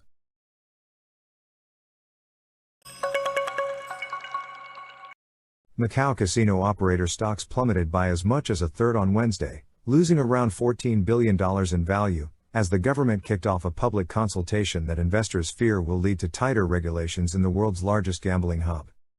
With Macau's lucrative casino licenses up for rebidding next year, a government proposal to revise the city's gaming law spooked a Hong Kong market already slammed hard into the red by a broad Beijing regulatory crackdown, across sectors from technology to education and property, that has sliced hundreds of billions of dollars off asset values. Wynn Macau led the plunge, falling as much as 34% to a record low, followed by a 28% tumble for Sands China. Peers MGM China, Galaxy Entertainment, SJM and Melco Entertainment all fell heavily, bringing the drop to 109 billion Hong Kong dollars, $14 billion. The slump came after Lei Wei-nong, Macau's Secretary for Economy and Finance, late on Tuesday gave notice of a 45-day consultation on the gambling industry starting Wednesday, saying there were still some deficiencies in industry supervision. Beijing, increasingly wary of Macau's acute reliance on gambling, has not yet indicated how the license rebidding process will be judged. Some Hong Kong stock analysts wasted little time in downgrading their view of the near-term prospects for casino operators in the Chinese Special Administrative Region. All are required to rebid for licenses when current permits expire in June 2022. At J.P. Morgan, analyst D.S. Kim said the bank was downgrading all Macau gaming names from overweight to neutral or underweight due to heightened scrutiny on capital management and daily operations ahead of license renewals. "We admit it's only a directional signal, while the level of actual regulation still remains a moot point," he said, adding that the announcement would have already planted a seed of doubt in investors' minds. At a press briefing on Tuesday, Lei detailed 9 areas for the consultation, including the number of licenses to be given, increased regulation and protecting employee welfare, as well as introducing government representatives to supervise day-to-day operations at the casinos. Discussions over the future of Macau's casino licenses come amid rocky U.S. China relations, leaving some investors fearing that U.S. based casino operators may not fare as well as local players. The government has not singled out any U.S. players, but there has been a push within the companies to beef up the presence of Chinese or local executives to position themselves more as a Macau operator rather than foreign. Ahead of the license expirations, operators have tried to bolster their corporate responsibility and diversify into non-gaming offerings to placate Beijing's fears of over-reliance on gambling. Macau has massively tightened scrutiny of casinos in recent years, with authorities clamping down on illicit capital flows from mainland China and targeting underground lending and illegal cash transfers. Beijing has also intensified a war on cross-border flows of funds for gambling, affecting the financing channels of Macau's junket operators and their VIP casino customers. In June this year, Macau more than doubled the number of gaming inspectors and restructured several departments to ramp up supervision. George Choi, an analyst at Citigroup in Hong Kong, said that while the public consultation document offered limited details, the suggested revisions enhance long-term sustainable growth for the industry with positive implications on the 6 casino operators. He cautioned, however, that we will not be surprised if the market focuses only on the potentially negative implications, given the weak investor sentiment. The consultation comes as Macau has struggled with a dearth of travelers because of coronavirus curbs since the start of 2020. While gambling revenues have picked up in recent months, they remain at less than half of 2019 monthly hauls.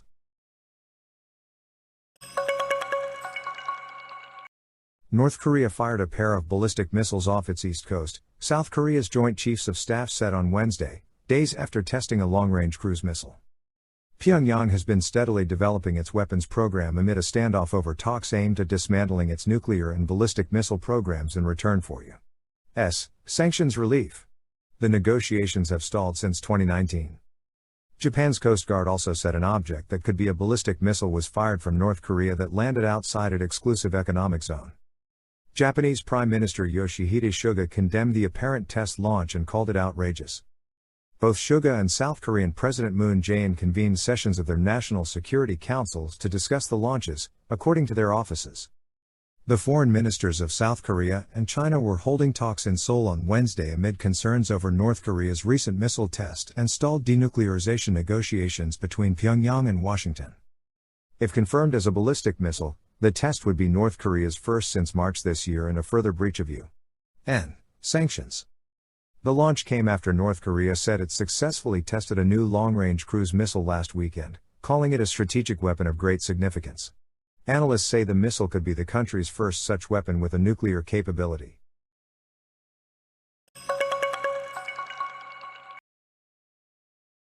Mexican authorities rescued on Tuesday 22 foreigners, most of them Cuban and Haitian, who were earlier in the day kidnapped when gunmen stormed a hotel in the central state of San Luis Potosi, the region's attorney general said. The gunmen also kidnapped 16 Mexicans when they ransacked the Sol y Luna Hotel in Matehuala, about 195 kilometers, 120 miles, north of the city of San Luis Potosi, the regional capital. The Mexicans were released earlier, but the foreign nationals had to be rescued in a remote area by the road between Matehuala and the regional capital, Arturo Garza Herrera, the Attorney General of the state, said in a statement. The foreigners were due to be transferred to the city of San Luis Potosi to be fed and to get medical help. Garza's office did not give any details of the rescue or say if any of the foreigners were injured. While most of the rescued foreigners were Haitians and Cubans, earlier there were reports that some Venezuelans were among them, Garza's office said in a statement. 3 minors and a pregnant woman were among them. I am going to notify the Migration Institute so that they can be involved since we do not know the migratory status of these people, Garza said. Many migrants hoping to reach the United States face great danger on the way, with kidnappings, extortion, rape and even murders reported. Some are conscripted to work for drug cartels fighting over drug trafficking routes. In June, a human rights group reported that some 3,300 migrants stranded in Mexico since January due to a U.S. border policy have been kidnapped, raped, trafficked or assaulted.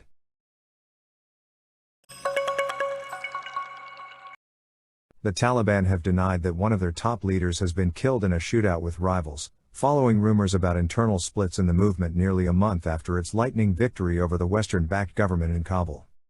Salil Shaheen, a Taliban spokesman, said Mullah Abdul Ghani Baradar, former head of the Taliban political office who was named deputy prime minister last week, issued a voice message rejecting claims he had been killed or injured in a clash. He says it is lies and totally baseless, Shaheen said in a message on Twitter. The Taliban also released video footage purportedly showing Baradar at meetings in the southern city of Kandahar. Reuters could not immediately verify the footage. The denials follow days of rumors that supporters of Baradar had clashed with those of Sirajuddin Haqqani, head of the Haqqani network that is based near the border with Pakistan and was blamed for some of the worst suicide attacks of the war. The rumors follow speculation over possible rivalries between military commanders like Haqqani and leaders from the political office in Doha like Baradar, who led diplomatic efforts to reach a settlement with the United States. The Taliban have repeatedly denied the speculation over internal divisions. Baradar, once seen as the likely head of a Taliban government, had not been seen in public for some time and was not part of the ministerial delegation which met Qatari Foreign Minister Sheikh Mohammed bin Abdul Rahman Al Thani in Kabul on Sunday. The movement's supreme leader, Mullah Hibatullah Akhundzada, has also not been seen in public since the Taliban seized Kabul on August 15, although he issued a public statement when the new government was formed last week. Speculation over Taliban leaders has been fed by the circumstances surrounding the death of the movement's founder, Mullah Omar, which was only made public in 2015, 2 years after it happened, setting off bitter recriminations among the leadership. Britain will begin a broad-based COVID-19 vaccine booster program for those older and more vulnerable adults soon as Prime Minister Boris Johnson's government relies on vaccines rather than further lockdowns to navigate a bumpy winter. British officials said that COVID-19 vaccines have saved more than 112,000 lives and averted 24 million cases of the disease as they recommended all vulnerable people, frontline health staff and those aged over 50 be offered a booster shot, starting with the oldest and most vulnerable. Johnson hopes that the booster program, which is being undertaken on a precautionary basis without firm evidence about its likely impact, will mean that hospitals can bear the burden of winter without the need for another lockdown. But Health Minister Sajid Javid said a Plan B, involving mandatory vaccine certificates in some settings, mandatory mask wearing and asking people to work from home, was being held in reserve. Vaccinations for health workers were likely to be made compulsory, he said.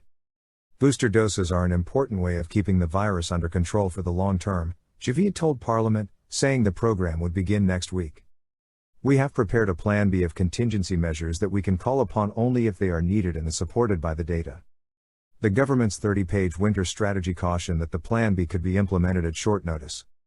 The Joint Committee on Vaccination and Immunizations, JVCI, recommendation of a third dose 6 months after a second shot, paves the way for a broad revaccination program in Britain, which has one of the world's highest death tolls from COVID-19. Britain is also currently recording the second highest number of new infections after the United States. A booster program is being launched in the United States this month, with the likes of Israel, Ireland and Italy also moving ahead with booster shots. British officials said protection from 2 doses of vaccine beyond 6 months was uncertain and that boosters would prevent illness and deaths from COVID-19 over the winter, but did not say whether the extra shots would lower transmission rates. We're not past the pandemic. We know this winter could quite possibly be bumpy at times, England's Deputy Chief Medical Officer Jonathan Van Tam told reporters. It's better to be preemptive and to be prepared and plan for the worst possibilities. Britain has officially recorded 134,000 COVID-19 deaths, and more than 7 million cases. So far 44 million people have had 2 vaccine doses, 81% of those aged over 16. On Monday, the government said those aged 12 to 15 would also be offered shots. Johnson scrapped the last coronavirus restrictions in England in July, citing the more favorable conditions of the school summer holidays as he eyed what he characterized as a return to normal. The pandemic is far from over, but thanks to our phenomenal vaccine program, new treatments and testing we are able to live with the virus without significant restrictions on our freedoms, Johnson said in a statement. The JCVI said its preference was that the Pfizer, PFE, vaccine was used for the booster dose, or alternatively a half dose of a Moderna shot. Britain ordered 60 million additional Pfizer doses for the booster program in April. Professor Wei Shen Lim, chair for COVID-19 immunization on the JCVI, said their advice for a booster dose did not imply that there would be a requirement for a shot every 6 months. He also said not everyone under 50 years old would require another shot. The British recommendation comes after some leading scientists, including from the US Food and Drug Administration and World Health Organization, wrote in Monday's Lancet Medical Journal that COVID boosters were not yet needed for the general population.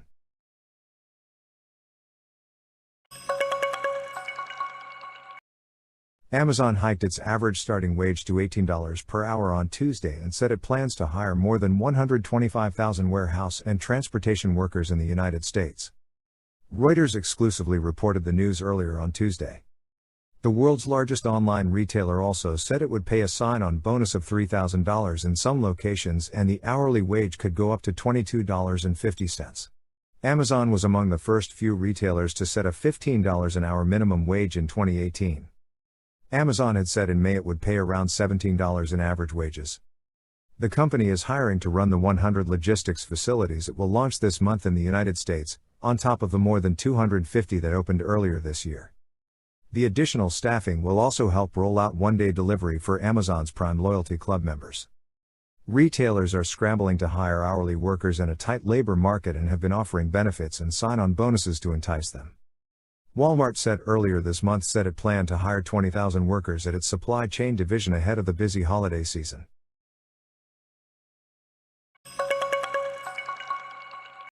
When the coronavirus pandemic struck Malaysia, Shahrul Hisam Baharudin, like many others working closely with people, soon lost his work as an entertainer who